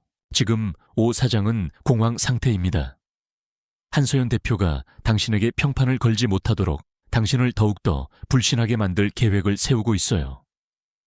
최민준이 재킷 안에서 USB 드라이브를 꺼냈다. 여기 당신의 원본 설계 파일 전부와 함께 파괴 공작 및 오 사장의 후속 은폐 시도에 대한 문서가 들어 있습니다. 몇 년 동안 증거를 모아왔습니다. 지욱은 최민준이 커피 테이블 위에 놓은 작은 장치를 쳐다보았다. 왜 이걸 지금 내게 주는 겁니까? 오성 산업을 떠나 캘리포니아의 스타트업으로 옮기기로 했기 때문입니다. 최민준이 넥타이를 바로잡았다. 솔직히 말해서 두려움 때문에, 그리고 제 경력을 지키기 위해 5년 동안 입을 다물고 있었습니다. 자랑스럽지 않아요. 이걸 제 나름의 사죄 시도라고 생각해 주십시오. 지욱은 여전히 회의적이었다. 이게 함정이 아니라는 걸 어떻게 합니까? 오 사장이 꾸민 일이 아니라는 걸요. 최민준이 희미하게 미소 지었다. 모르시겠죠? 하지만 생각해 보세요. 오 사장이 자신의 파괴 공작 증거를 당신에게 줘서 얻을 게 뭐가 있겠습니까? 그가 문으로 향했다. 제 조언은 만약 한서연 대표와 진지하게 일할 생각이라면 빨리 움직이라는 겁니다. 오 사장은 이미 한 대표의 배경을 조사하고 약점을 찾으려 사람들을 붙여놨어요. 최민준이 떠난 후 지욱은 소파에 미동도 없이 앉아 있었다. 테이블 위에 USB 드라이브는 작지만 묵직한 존재감을 뿜어내고 있었다.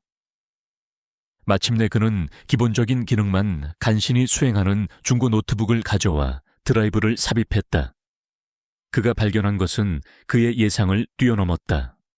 원본 설계 파일이 온전했을 뿐만 아니라 최민준은 파괴 공작을 체계적으로 문서화해 두었다. 시연회 전날 밤 오상훈이 연구실에 들어가는 모습이 담긴 보안 영상, 지욱에게 책임을 뒤집어 씌우는 방법을 논의하는 이메일 증거를 은폐하라는 내부 메모까지. 그것은 지욱이 자신의 이름을 깨끗이 하고 잠재적으로 오상훈을 사기죄로 기소하는 데 필요한 모든 것이었다. 소희가 박 할아버지 댁에서 돌아왔을 때 지욱은 결정을 내렸다. 한서연과 이야기해야 했다. 단순히 STM 연구실이나 그녀의 지원 제안에 대해서만이 아니라 이 폭발적인 정보를 어떻게 처리해야 할지에 대해서도. 무슨 일이 있었어요? 소희가 그를 유심히 살피며 물었다. 아니, 지욱이 말했다. 그 말이 얼마나 진심인지 스스로도 놀랐다. 사실은 이제 드디어 상황이 좀 나아질지도 모르겠어. 다음날 저녁 강지욱이 한서연의 호숫가 저택에 도착했을 때 하늘은 이른 어둠에 잠겨 있었다. 집 안을 지키던 나이든 가사도우미는 그를 서재로 안내했다. 한서연은 서류를 검토하다가 그가 들어서자 놀란 표정으로 고개를 들었다. 지욱 씨, 예상치 못했네요. 아, 네. 미리 연락드렸어야 했는데. 그가 망설였다. STM 연구실 일로 감사 인사드리려고요. 소희가 정말 좋아합니다. 소희 양은 정말 대단해요. 그 아이 프로젝트는 상업적 잠재력이 충분합니다. 한서연이 서류를 옆으로 밀어두었다. 하지만 감사 인사만 하러 이 멀리까지 오신 것 같지는 않은데요. 네. 지욱은 최민준에게서 받은 USB 드라이브를 그녀의 책상 위에 올려놓았다. 오늘 오성산업에 최민준 부사장이 찾아왔었습니다. 이걸 가져다 주더군요. 한서연이 의아한 표정으로 드라이브를 집어들었다. 오상훈 사장이 제 안전 시스템 시제품을 의도적으로 파괴했다는 증거가 담겨 있습니다. 제 이름을 깨끗이 하고 잠재적으로 사기 기업 스파이 행위 명예훼손으로 기소할 수 있을 만큼 충분한 증거죠. 지욱이 깊은 숨을 내쉬었다. 최 부사장은 오 사장이 우리 관계를 알고 있고 우리가 제 프로젝트를 부활시킬까봐 걱정하고 있다고 합니다. 우리가 그럴 건가요? 한서연이 조용히 물었다. 그 질문은 그들 사이에 무겁게 내려앉았다.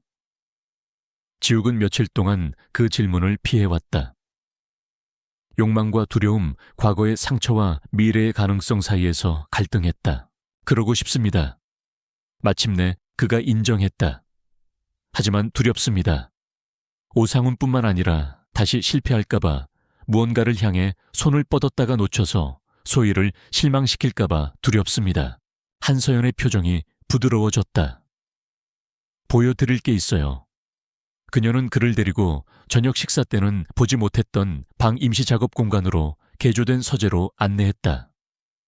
방 중앙을 차지한 커다란 테이블 위에는 기술 사양서, 시장 분석 자료, 그리고 지욱을 놀라게 한 그의 안전 시스템 설계도의 상세 렌더링이 펼쳐져 있었다. 이게 다 뭐죠? 그가 믿을 수 없다는 듯 자료들을 훑어보며 물었다. 조사 자료예요. 한서연이 설명했다. 당신이 만든 것을 이해하고 싶었어요. 당신이 묘사한 만큼 혁명적인지 확인하고 싶었고요. 그녀가 문서들을 가리켰다. 맞아요. 오히려 당신은 그 잠재력을 과소평가했어요. 이 모든 조사를 공개된 정보만으로 하신 겁니까? 그리고 일부는 공개되지 않은 정보도 있죠. 한서연이 인정했다. 한서재단은 특허청에 연줄이 좀 있어요.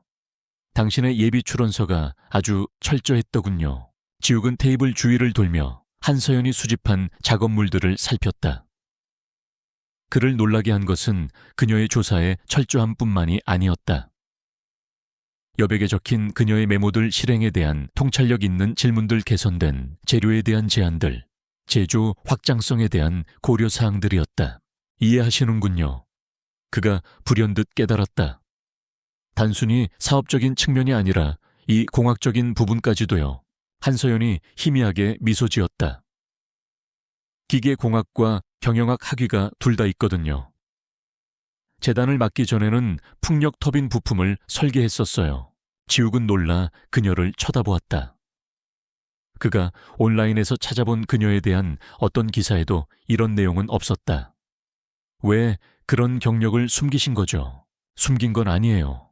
하지만 특정 집단에서는 기술 전문 지식을 가진 여성이라는 것이 사업 리더로서 진지하게 받아들여지지 않는다는 의미이기도 하죠. 그래서 저는 사람들이 기대하는 모습만 보여주도록 내버려 뒀어요. 그녀가 그의 시선을 똑바로 마주했다. 마치 당신이 혁신가가 아닌 정비사로서의 모습만 사람들에게 보여주도록 내버려 둔 것처럼요. 그 지적은 너무나 정확해서 부인할 수 없었다. 지욱은 기계 작업의 단순함 속으로 후퇴했고 진단하고 고칠 수 있는 문제들에서 위안을 찾으며 자신의 더 큰 야망을 스스로에게조차 숨겨왔던 것이다.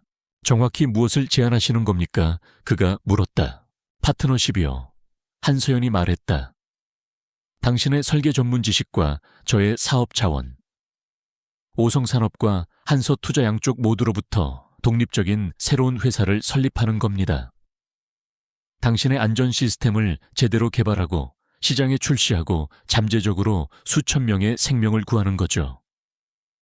그리고 오상훈은 최민준 씨가 제공한 증거를 복수가 아닌 그가 방해하지 못하도록 하는 지렛대로 사용하는 겁니다. 한서연의 표정이 굳어졌다. 저는 오상훈 같은 남자들을 상대해 본 적이 있어요. 그들은 힘과 결과만을 존중하죠. 지욱은 숨겨진 함정이나 다른 속셈을 찾으려 그녀의 제안을 숙고했지만 한서연의 눈에서는 진심 어린 결의와 함께 그의 심장을 더 빨리 뛰게 만드는 무언가만이 보였다. 정말로 왜 이러시는 겁니까? 그가 조용히 물었다.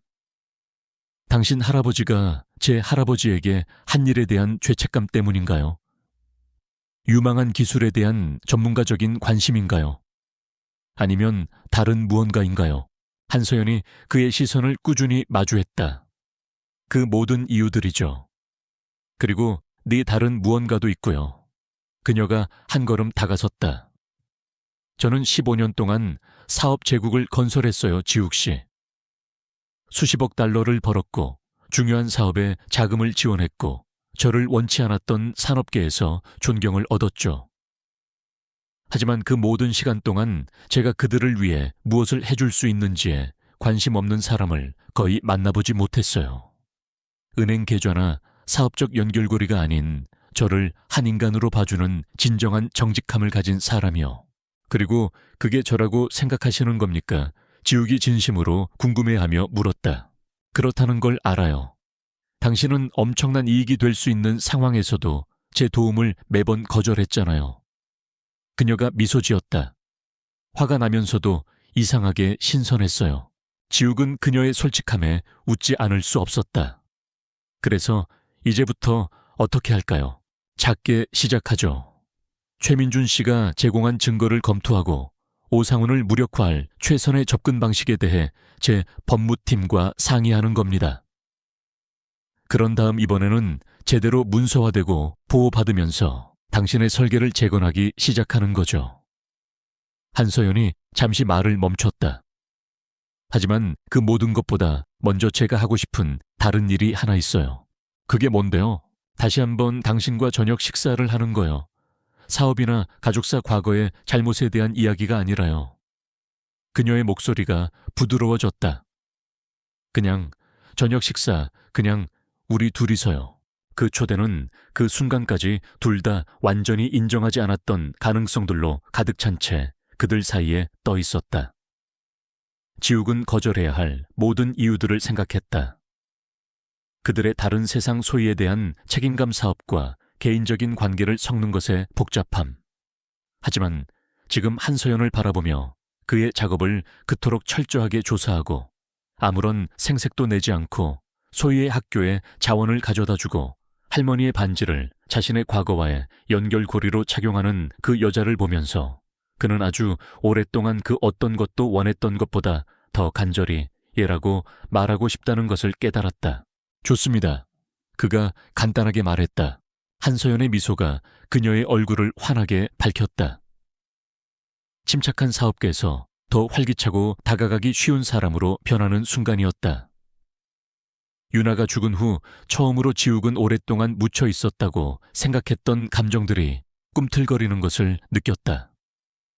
희망, 기대감, 그리고 새로운 시작의 조용한 설렘.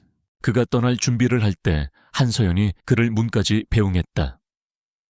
오상훈에 대해서 말인데요. 그녀의 말투가 다시 사업적으로 변했다. 그가 뭘 할지 과소평가하지 마세요. 그 같은 남자들은 궁지에 몰렸을 때 가장 위험해요. 조심하겠습니다. 지욱이 약속했다. 우리가 조심할 거예요. 한서연이 부드럽게 정정했다. 다음에 무슨 일이 닥치든 함께 헤쳐나가는 겁니다. 그 말은 지욱이 푸른솔 마을의 조용한 거리를 운전해 집으로 돌아가는 동안 그의 마음속에 계속 울렸다.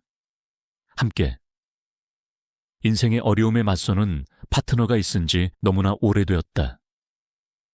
누군가를 필요로 하거나 원하도록 스스로에게 허락한 지 너무나 오래되었다. 하지만 머리 위 맑은 밤하늘에 별들이 나타나자 지욱은 인생의 가장 예상치 못한 전환점이 가장 유망한 목적지로 이어질 수 있다는 가능성을 받아들이고 있는 자신을 발견했다. 그때 지욱의 전화벨이 울리며 그 순간을 깨뜨렸다. 그는 못마땅한 표정으로 화면을 확인했다. 백씨 아저씨였다. 이 시간에 전화하는 일은 거의 없었다. 강 사장. 백씨 아저씨의 목소리가 걱정으로 팽팽했다. 지금 당장 카센터로 돌아와야겠네. 도둑이 들었어. 푸른솔 카센터는 경찰차들로 둘러싸여 있었고 경광등 불빛이 밤을 파란색과 빨간색으로 번갈아 칠하고 있었다. 지욱은 길 건너에 차를 세웠고 한서연이 그 옆에 차를 세웠다. 그들은 호숫가 저택에서 각자의 차를 몰고 집으로 향하던 길이었다. 박 경관이 노란색 경찰 통제선 주변에서 그들을 맞이했다. 강 사장님, 큰일 났습니다. 무슨 일입니까? 지욱이 차고에 깨진 앞 유리창을 살피며 물었다. 9시경에 누군가 침입해서 사무실을 완전히 뒤집어 놓았어요. 박경관이 호기심 어린 눈으로 한서연을 힐끗 보았다. 한서연 씨입니다. 지욱이 간단하게 설명했다. 제 친구분이시고요. 백씨 아저씨는 괜찮으십니까? 놀라셨지만 괜찮으십니다. 범인들이 막 떠나려 할 때 도착하셨다고 하더군요. 무음 경보기를 울렸는데 그들이 차로 거의 칠 뻔했답니다. 지욱은 경관을 지나쳐 차고로 향했다. 백씨 아저씨가 바깥 벤치에 앉아 다른 경찰관에게 진술하고 있었다. 아저씨, 다치신 데는 없으세요? 노인이 고개를 들자 안도감이 얼굴에 번졌다. 강 사장 아니, 난 괜찮네. 간발의 차이였지. 그가 차고를 가리켰다. 하지만 놈들이 아주 엉망으로 만들어놨어.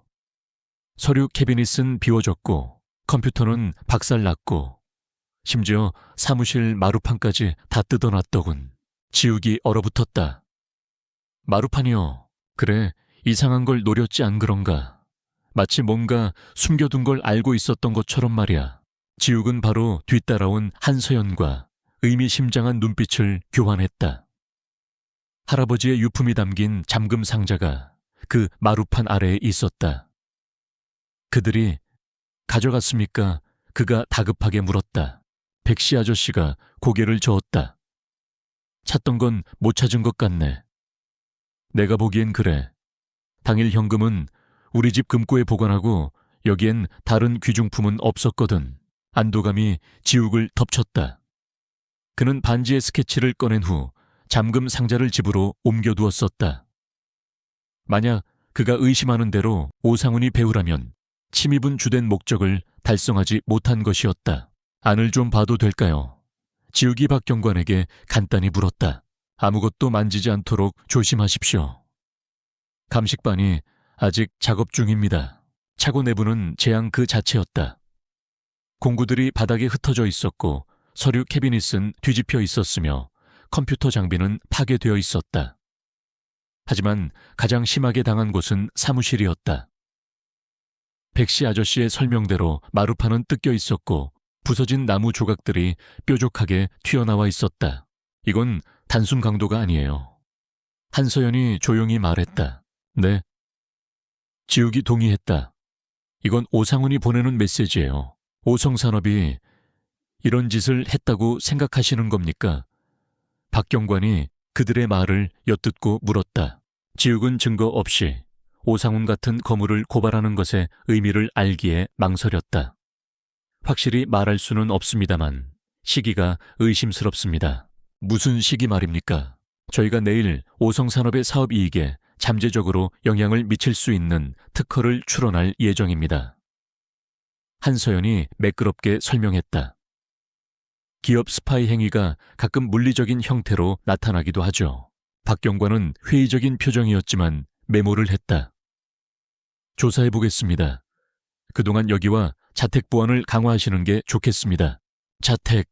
그 제안은 지욱에게 오싹함을 안겨주었다. 제 집도 표적이 될 수 있다고 생각하시는 겁니까? 이것이 무작위가 아닌 표적 범죄였다면 가능성이 있습니다. 한서연이 지욱의 팔을 잡았다. 소희는요, 오늘 밤 박 할아버지 댁에서 자기로 했어요. 과학팀 축하 파티 겸 잠자리 모임이 있어서요. 지욱이 시계를 확인했다. 하지만 전화해서 모든 게 괜찮은지 확인해 봐야겠어요. 지욱이 전화를 걸기 위해 밖으로 나가는 동안 한서연은 피해 상황을 더 철저히 살폈다. 백 사장님 그녀가 물었다. 그들이 사용한 차량이나 인상착의 같은 건 보셨나요? 검은색 SUV였고 창문은 선팅되어 있었지. 남자 2명이었는데 둘 다 마스크를 쓰고 있었어. 전문가 솜씨였네. 백씨 아저씨의 눈이 가늘어졌다. 누가 한 짓인지 아시는군요. 그렇죠. 의심 가는 곳은 있습니다만 아직 증거는 없습니다. 한서연이 인정했다.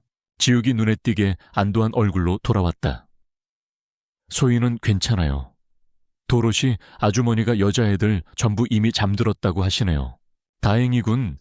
백씨 아저씨가 말했다. 하지만 박경관 말이 맞아. 자네 집보안도 신경 써야 해. 특히 소희가 있는데. 지욱은 고개를 끄덕였다. 상황의 심각성이 느껴졌다. 사업상의 갈등으로 보였던 것이 급속도로 개인적이고 잠재적으로 위험한 상황으로 변하고 있었다. 오늘 밤 저희 집에서 지내세요. 한서연이 조용히 제안했다. 필요하다면 두 분 다요. 저희 집엔 보안 시스템과 카메라가 있어요. 상황을 고려할 때 낭만적이라기보다는 실용적인 제안이었지만 지욱은 그럼에도 불구하고 감사했다. 고맙습니다만 그들이 거기서도 무슨 짓을 할지 모르니 집에 있어야 할 것 같습니다.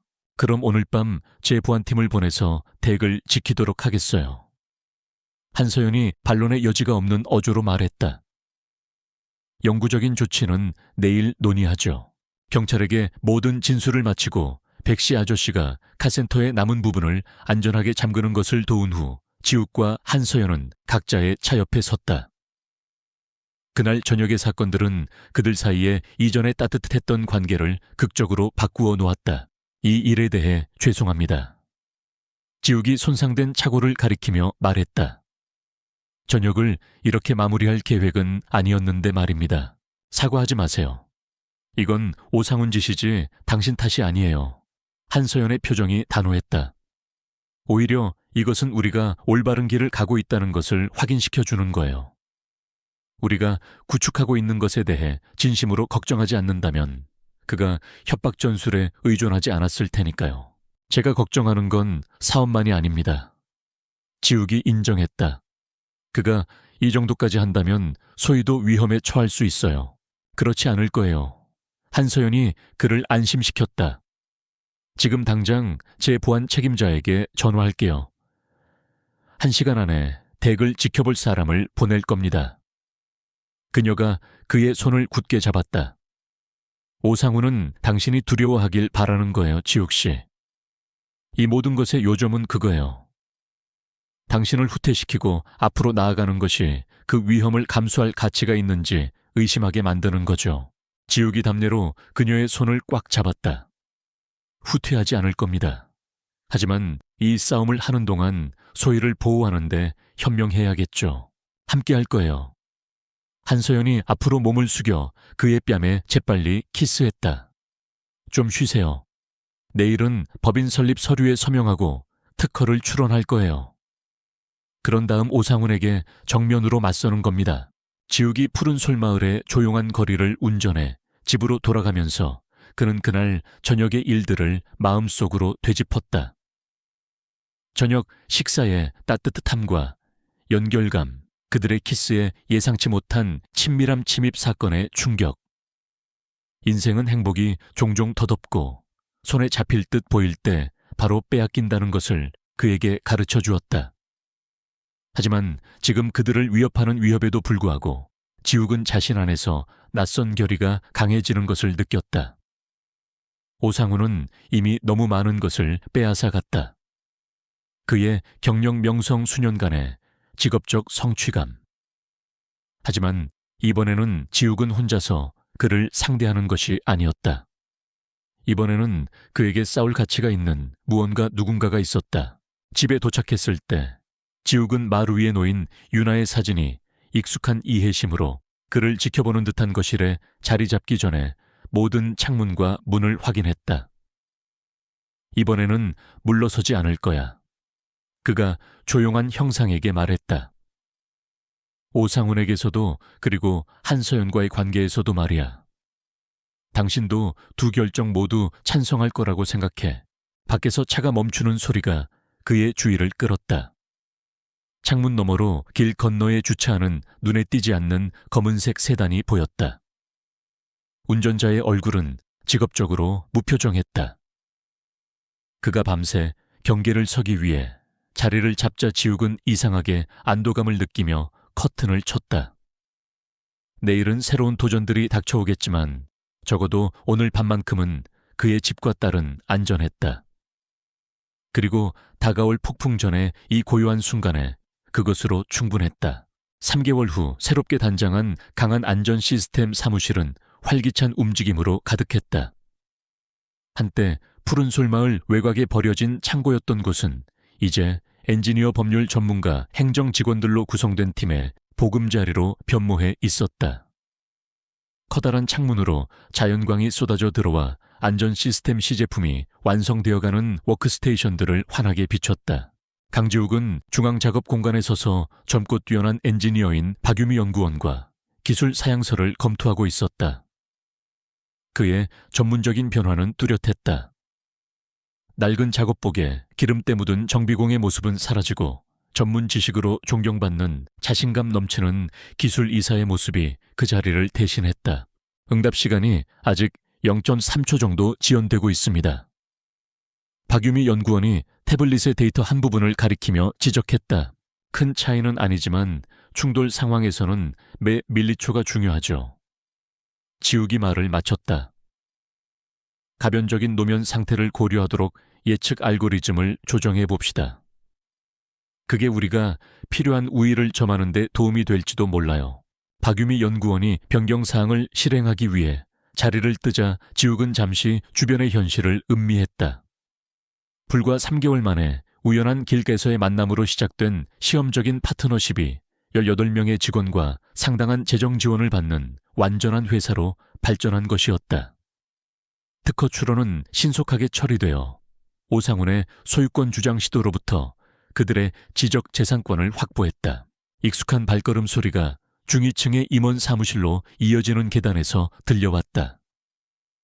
한서연이 귀에 전화기를 대고 내려오고 있었는데 통화를 마치자 그녀의 표정이 강렬한 집중에서 만족감으로 바뀌었다.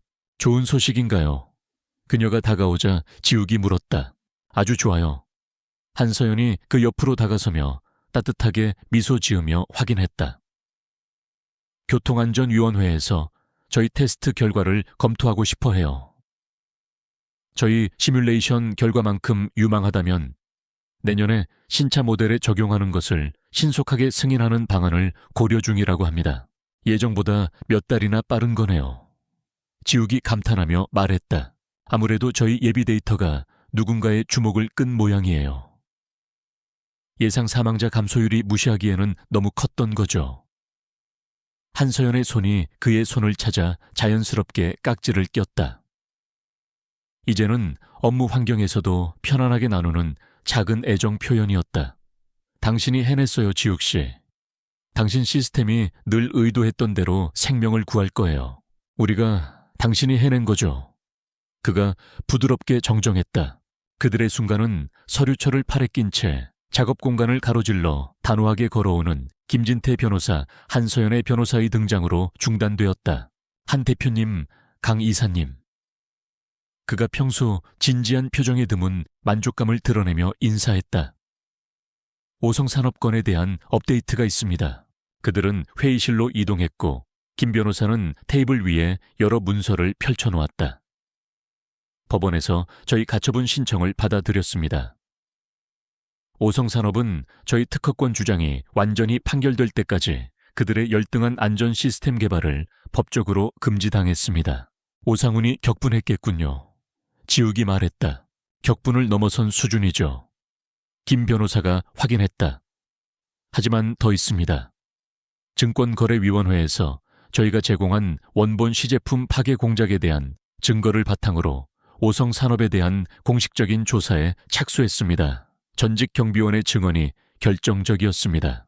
한서연이 앞으로 몸을 숙여 법률 문서를 살폈다. 푸른솔 카센터 침입 사건은요. 진전이 있습니까? 네, 그렇습니다.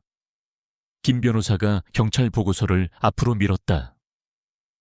지난주에 체포된 2명의 용의자가 오상훈 밑에서 일하는 중간책에게 고용되었다고 증언하기로 합의했습니다. 그들은 지불 내역을 보여주는 은행 기록도 제공했고요. 그럼 오상훈이 형사 고발될 수도 있다는 건가요? 지욱이 이 상황 변화를 여전히 받아들이지 못한 채 물었다. 점점 더 가능성이 높아지고 있습니다. 김 변호사가 확인했다. 오성산업 이사회는 이미 그와 거리를 두고 있습니다. 회사 평판을 지키기 위해 그를 강제로 퇴출시키려는 이야기도 나오고 있고요. 추가적인 법적 세부 사항을 검토한 후 김 변호사가 떠나자 지욱과 한서연은 회의실에 단둘이 남았다. 그들이 이뤄낸 성과의 무게가 공기 중에 감돌았다. 기술적 성취뿐만 아니라 수년간의 잘못에 대해 그들이 확보한 정의까지도 이런 건 전혀 예상하지 못했습니다. 지욱이 인정했다. 시작할 때는 그저 안전 시스템을 재건하고 싶었을 뿐이에요. 오상훈이 실제로 책임을 지게 될 거라고는 생각도 못했죠. 정의는 더딜 수 있지만 대개 결국에는 도착하죠. 한서연이 대답했다. 그녀의 표정이 그를 살피며 부드러워졌다. 예상했던 것만큼 만족스러워 보이지 않으시네요. 지욱은 그녀의 관찰을 곱씹었다. 만족스럽지 않은 건 아니에요. 그냥 정리 중입니다. 제 인생의 5년이 오상훈이 제게서 빼앗아 간 것들로 정의되었어요. 이제 그가 결과를 마주하게 되니 좀 더 통쾌할 거라고 생각했는데 대신 그가 파괴한 것보다 우리가 구축하고 있는 것에 더 집중하게 되네요. 지욱이 희미하게 미소 지었다. 어쩌면 그게 진짜 치유일지도 모르죠. 미래가 과거보다 더 매력적으로 변할 때요. 한서연의 손이 회의 테이블 위에 그의 손을 덮었다. 미래 이야기가 나와서 말인데 오늘 아침에 소희에게서 전화 왔어요. 서벽대학교에서의 연구원 생활이 아주 순조롭다고 하더군요. 담당 교수님이 대학 지원할 때 우수반에 배정될 수도 있다고 언급하셨대요. 거기서 아주 잘 지내고 있다고 하더군요. 딸에 대한 지욱의 자부심이 역력했다. 아파트도 완벽하고요. 건물에 있는 다른 연구 조교들과도 친구가 되었다고 해요. 다행이네요. 그래도 소희 양 없이 집이 텅 빈 것처럼 느껴지시겠어요. 그렇죠. 지욱이 인정했다. 하지만 딸이 꿈을 추구하고 있다는 걸 아는 것만으로도 가치가 있어요. 문 두드리는 소리가 그들을 방해했다. 백씨 아저씨가 들어섰는데 현대적인 사무실 환경에 다소 어울리지 않아 보였지만 얼굴에는 숨길 수 없는 자부심이 가득했다. 중요한 사업 이야기 중인 건 아니겠지, 그가 말했다. 아저씨께는 절대 아니죠. 지욱이 따뜻한 악수로 스승을 맞이하며 그를 안심시켰다. 카센터 개조 공사는 어떻게 되어갑니까? 침입 사건 이후 한서연은 최첨단 보안 시스템과 현대식 장비를 포함하여 푸른솔 카센터에 전면적인 업그레이드 자금 지원을 고집했었다. 백씨 아저씨는 처음에는 자선으로 여겨지는 것에 저항했지만 지우기 사업 파트너에 대한 투자라고 설명하자 받아들였다. 강한 안전 시스템은 이제 모든 차량 개조 작업을 푸른솔 카센터에 외주로 맡기고 있었다. 새 것보다 낫네. 백씨 아저씨가 보고했다. 민우가 일을 너무 잘 처리해서 내 근무 시간을 좀 줄여볼까 생각 중이야. 도로시랑 20년 동안 이야기만 했던 낚시 여행도 마침내 가볼까 하고. 그럴 자격 있으세요. 한서연이 진심으로 말했다. 그럴지도 모르지. 백씨 아저씨의 표정이 더 심각해졌다. 오는 길에 라디오에서 오상훈 소식 들었네. 드디어 죗값을 치르게 된 것 같더군. 그렇게 보입니다. 지욱이 동의했다. 잘 됐어. 자기 이익을 지키려고 남의 인생을 망치는 놈은 절대 믿을 수가 없었지. 백씨 아저씨가 지욱의 어깨를 툭 쳤다. 아무튼 그 이야기하러 온 건 아니야. 도로시가 이번 주 토요일에 박 할아버지네 플로리다 아들 집에서 돌아오시는 거 환영하는 동네 품앗이 저녁 식사 준비 중인데 두 사람도 오면 어떨까 해서. 그 초대는 단순한 사교 모임 이상의 의미를 담고 있었다. 그것은 지욱과 한서연 사이의 발전한 관계를 인정하고 어려운 시절 지욱과 소희를 지지했던 푸른 솔마을 주민들의 울타리 안으로 그녀를 더욱 깊이 끌어들이는 백씨 아저씨 나름의 방식이었다. 영광입니다. 한서연이 지욱에게 확인하는 눈짓을 보내며 두 사람을 대신해 대답했다. 토요일 약속을 정한 후 백씨 아저씨가 떠나자 그들은 다시 단둘이 남았다. 좋은 분이세요. 한서연이 말했다. 단순히 사람의 쓸모가 아니라 사람 자체의 가치를 보시는 분이죠. 아무도 저에게 기회를 주지 않았을 때 저에게 기회를 주셨죠. 지욱이 동의했다. 말씀드릴 게 하나 더 있는데요. 지욱이 주머니에서 할아버지의 유품이 담겨 있던 작은 상자를 꺼냈다. 집에서 오래된 물건들 정리하다가 이걸 찾았어요. 할아버님 유품입니다. 그가 상자를 열자 우아하고 단순한 금색 타이핀이 드러났는데 한서연이 착용하고 있는 반지와 어울리는 패턴으로 루비 하나가 세팅되어 있었다. 강대현 할아버님께서 이 타이핀을 반지들과 한 쌍으로 만드셨어요. 지욱이 설명했다. 박은경 할머니 남편분을 위해 만드신 건데 그분이 결혼을 안 하셔서 할아버지가 간직하셨다고 해요. 한서연이 부드럽게 핀을 만졌다. 아름답네요. 서연 씨가 이걸 가지셨으면 해요. 지욱이 말했다. 물론 직접 사용하시라는 건 아니고요. 저희가 만들고 있는 회사 자료실에 보관하면 어떨까 해서요. 우리를 함께하게 만든 역사의 또 다른 조각으로요. 한서연은 그를 처음 매료시켰던 그 통찰력 있는 시선으로 그를 살폈다. 그게 이걸 저에게 주시는 유일한 이유인가요? 지욱은 망설이다가 인정했다. 아니요. 이건 마치 원을 완성하는 느낌이기도 해요. 반지들이 한때 우리 가족들을 함께하게 했고 헤어지게 했고 그리고 다시 우리를 연결해줬잖아요.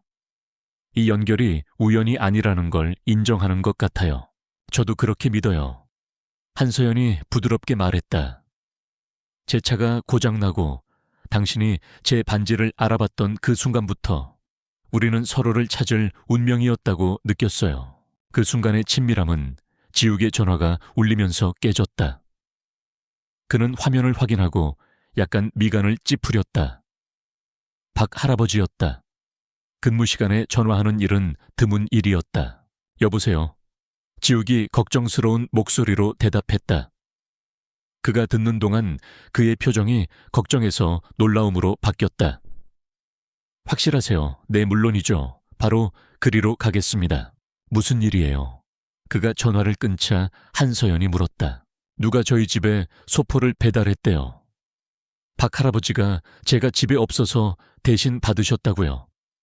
오상훈에게서 온 소포랍니다. 강지욱의 소박한 집은 그가 아침에 나섰을 때와 똑같은 모습이었다. 외부에서 보이는 문제의 징후는 없었다.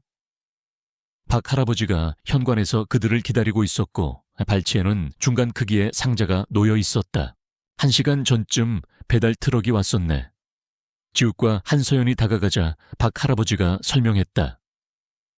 운전기사가 서명이 필요하다고 하더군. 중요한 거라고 했어. 지욱은 조심스럽게 소포를 살폈다.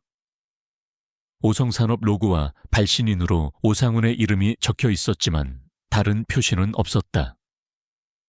열어보셨어요? 지욱이 물었다. 물론 아니지. 내 일이 아닌데. 그럼에도 불구하고 박 할아버지의 호기심은 역력했다. 그래도 그 오상훈이라는 작자가 자네한테 뭘 보냈을지 궁금하긴 하더군. 뉴스에서 그 사람 얘기 나오는 거 보면 말이야. 저희도 그게 궁금합니다. 한서연이 인정했다. 박 할아버지에게 감사 인사를 전하고 모든 것이 괜찮다고 안심시킨 후 지욱은 소포를 안으로 가져왔다. 그는 부엌 식탁 위에 그것을 올려놓았고 그와 한서연 모두 정당한 의심으로 그것을 바라보았다. 마지막 협박 시도일 수도 있어요. 한서연이 제안했다. 알아보는 수밖에 없겠죠.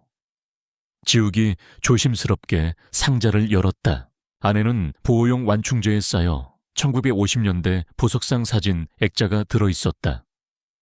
지욱은 즉시 그것이 서울에 있던 할아버지의 가게임을 알아보았다. 사진 옆에는 봉인된 봉투와 작은 벨벳 주머니가 놓여 있었다.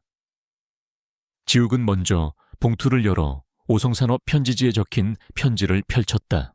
강지욱 씨에게. 그가 소리내어 읽기 시작했다. 이 편지를 받을 때쯤이면 당신은 증권거래위원회의 조사와 오성산업에서의 저의 예상되는 퇴임에 대해 들었을 겁니다.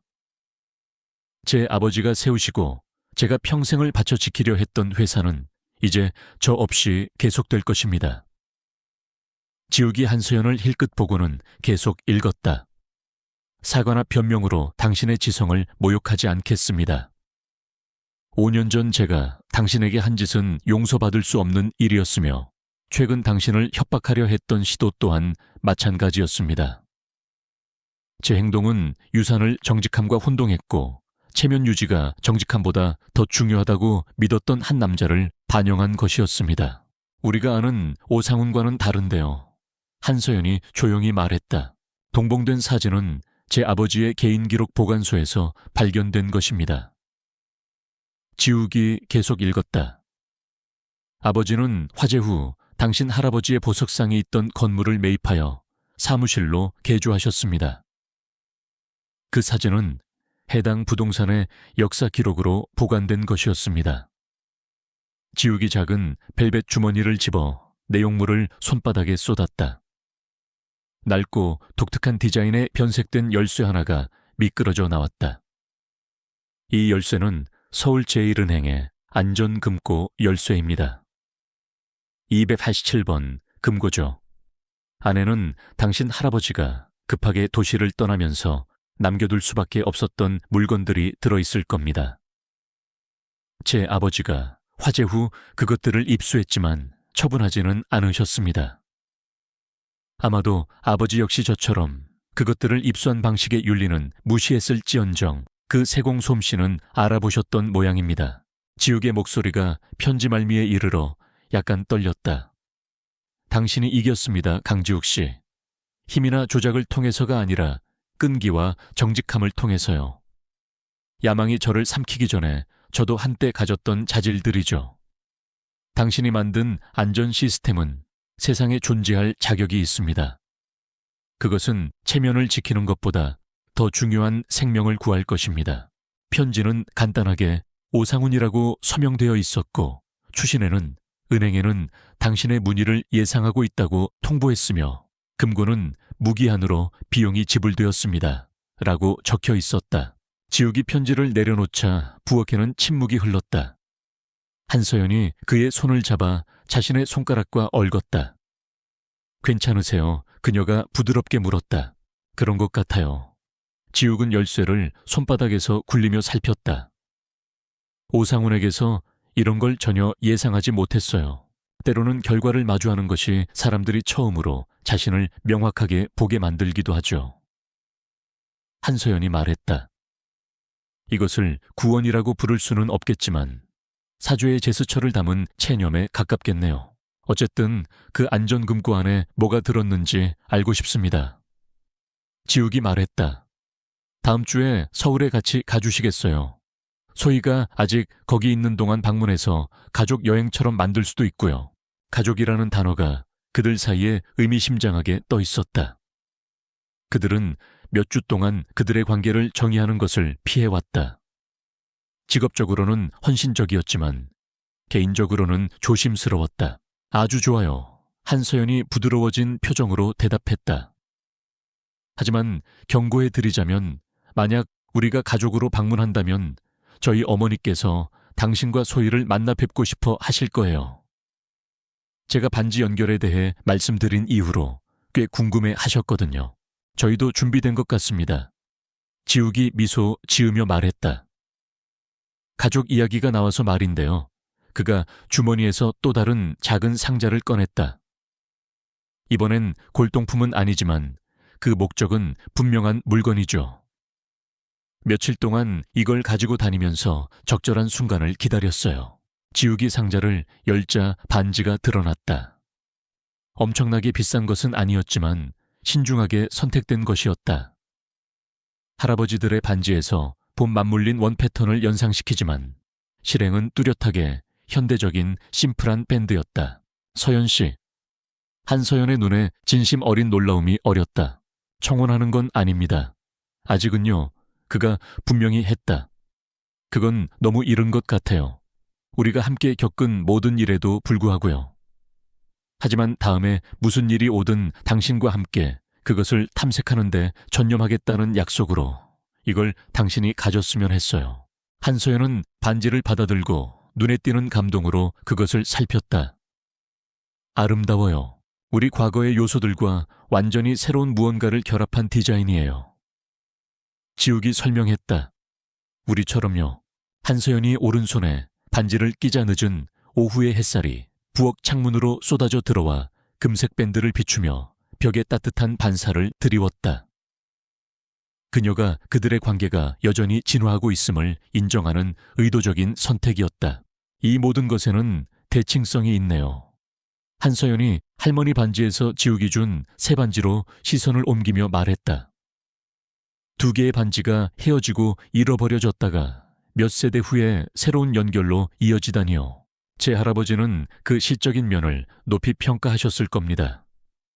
지욱이 동의했다. 의미 있는 것들은 수십 년이 걸리더라도 결국 제자리로 돌아온다고 항상 말씀하셨죠.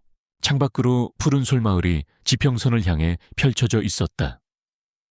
한때 퇴각의 장소처럼 느껴졌던 마을이 이제 새로운 시작의 토대로 변모해 있었다. 지욱이 만든 안전 시스템은 곧 수많은 생명을 보호할 것이었다. 강한 안전 시스템은 착취가 아닌 진정한 파트너십 위에 세워져 번창하고 있었다. 소희는 열정과 지원 속에서 자신의 꿈을 추구하고 있었다. 그리고 지욱이 그토록 많은 외로운 저녁을 보냈던 이 소박한 부엌에서 새로운 종류의 가족이 형성되고 있었다. 예상치 못했고 틀에 박히지 않았지만 심오하게 옳았다. 한서연이 앞으로 몸을 기울여 그의 이마에 부드럽게 기댔다. 그 안전금고에 뭐가 들어있든 회사나 오상훈 혹은 다른 어떤 일과 관련하여 다음에 무슨 일이 오든 함께 헤쳐나갈 거예요. 함께요. 지욱이 동의했다. 그 단어는 더 이상 망설이는 희망이 아니라 확고한 약속이었다.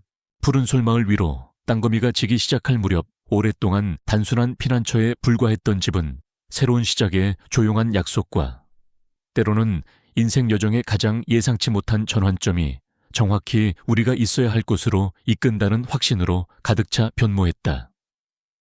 창문 너머로 저녁별이 지평선 위로 나타났다.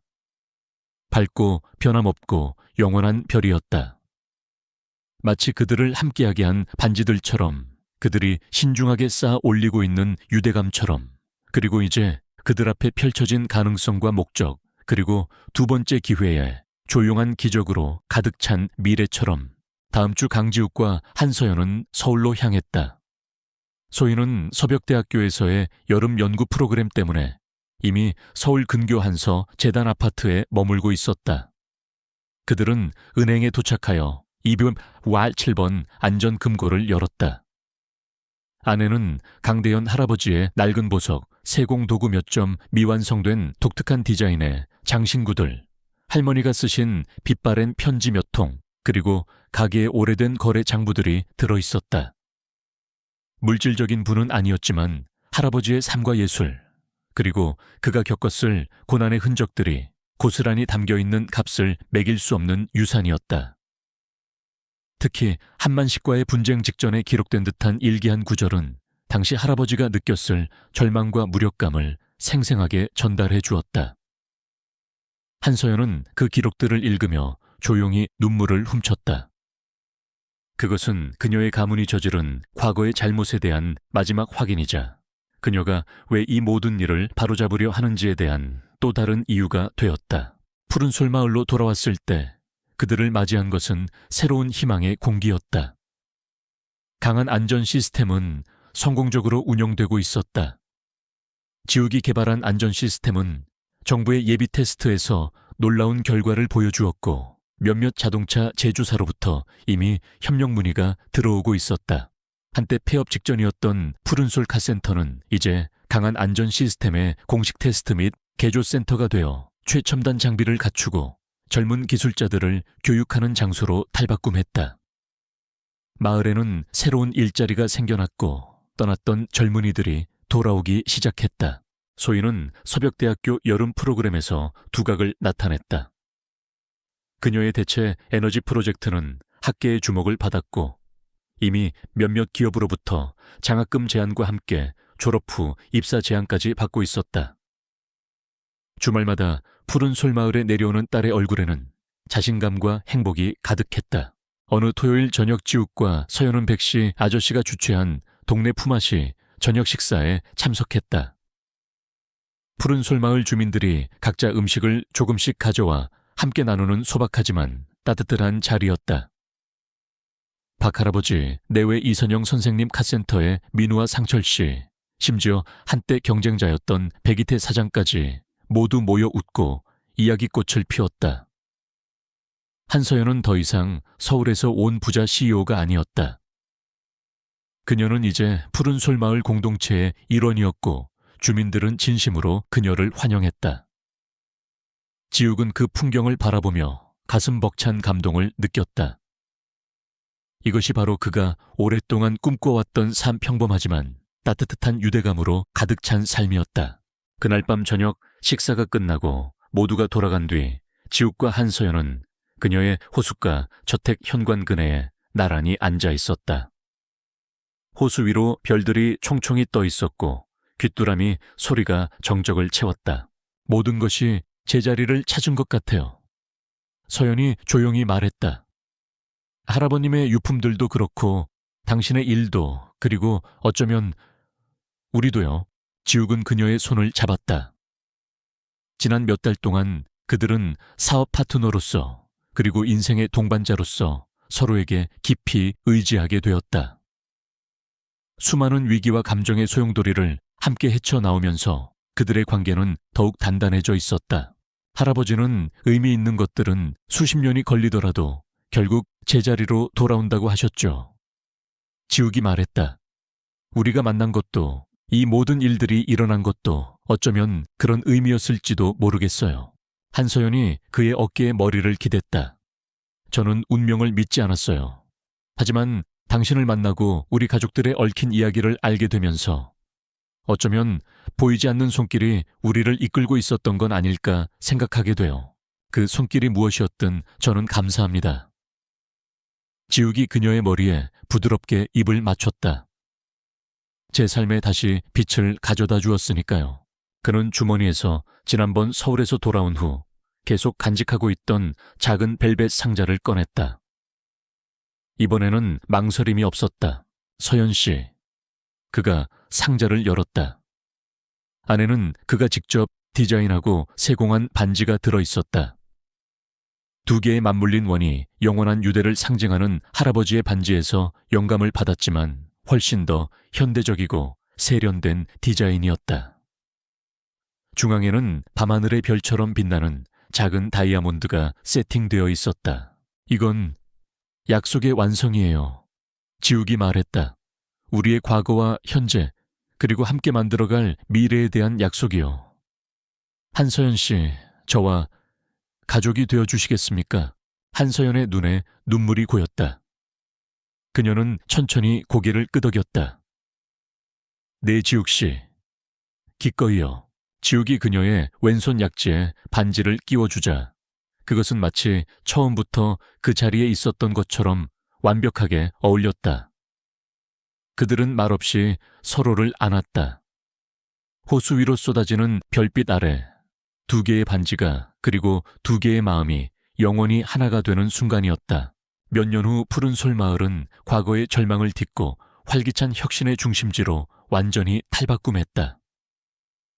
강한 안전 시스템은 세계적인 기업으로 성장했고 지욱이 개발한 안전기술은 수많은 생명을 구했다. 소희는 국내 최고의 에너지 연구원이 되어 지속가능한 미래를 위한 연구에 매진하고 있었다. 어느 맑은 가을 저녁 지욱과 서연 그리고 잠시 집에 다니러 온 소희는 호숫가 저택 마당에서 바비큐 파티를 하고 있었다. 백씨 아저씨와 박 할아버지 내외 그리고 마을 사람들이 함께 모여 웃고 떠들었다. 지욱은 불타는 장작을 바라보며 생각에 잠겼다. 인생의 가장 예상치 못한 전환점에서 만난 인연과 기회들. 한때는 모든 것을 잃었다고 생각했지만 결국 그는 더 많은 것을 얻었다. 사랑하는 가족 의미 있는 일, 그리고 따뜻한 공동체. 창문 너머로 저녁별이 지평선 위로 떠오르고 있었다. 밝고 변함없고 영원한 별. 마치 그들을 함께하게 한 할아버지의 반지처럼, 그들이 조심스럽게 쌓아 올린 유대감처럼, 그리고 이제 그들 앞에 펼쳐진 가능성과 목적, 그리고 두 번째 기회의 조용한 기적으로 가득 찬 미래처럼. 푸른 솔마을의 새벽은 그렇게 영원히 계속될 것만 같았다.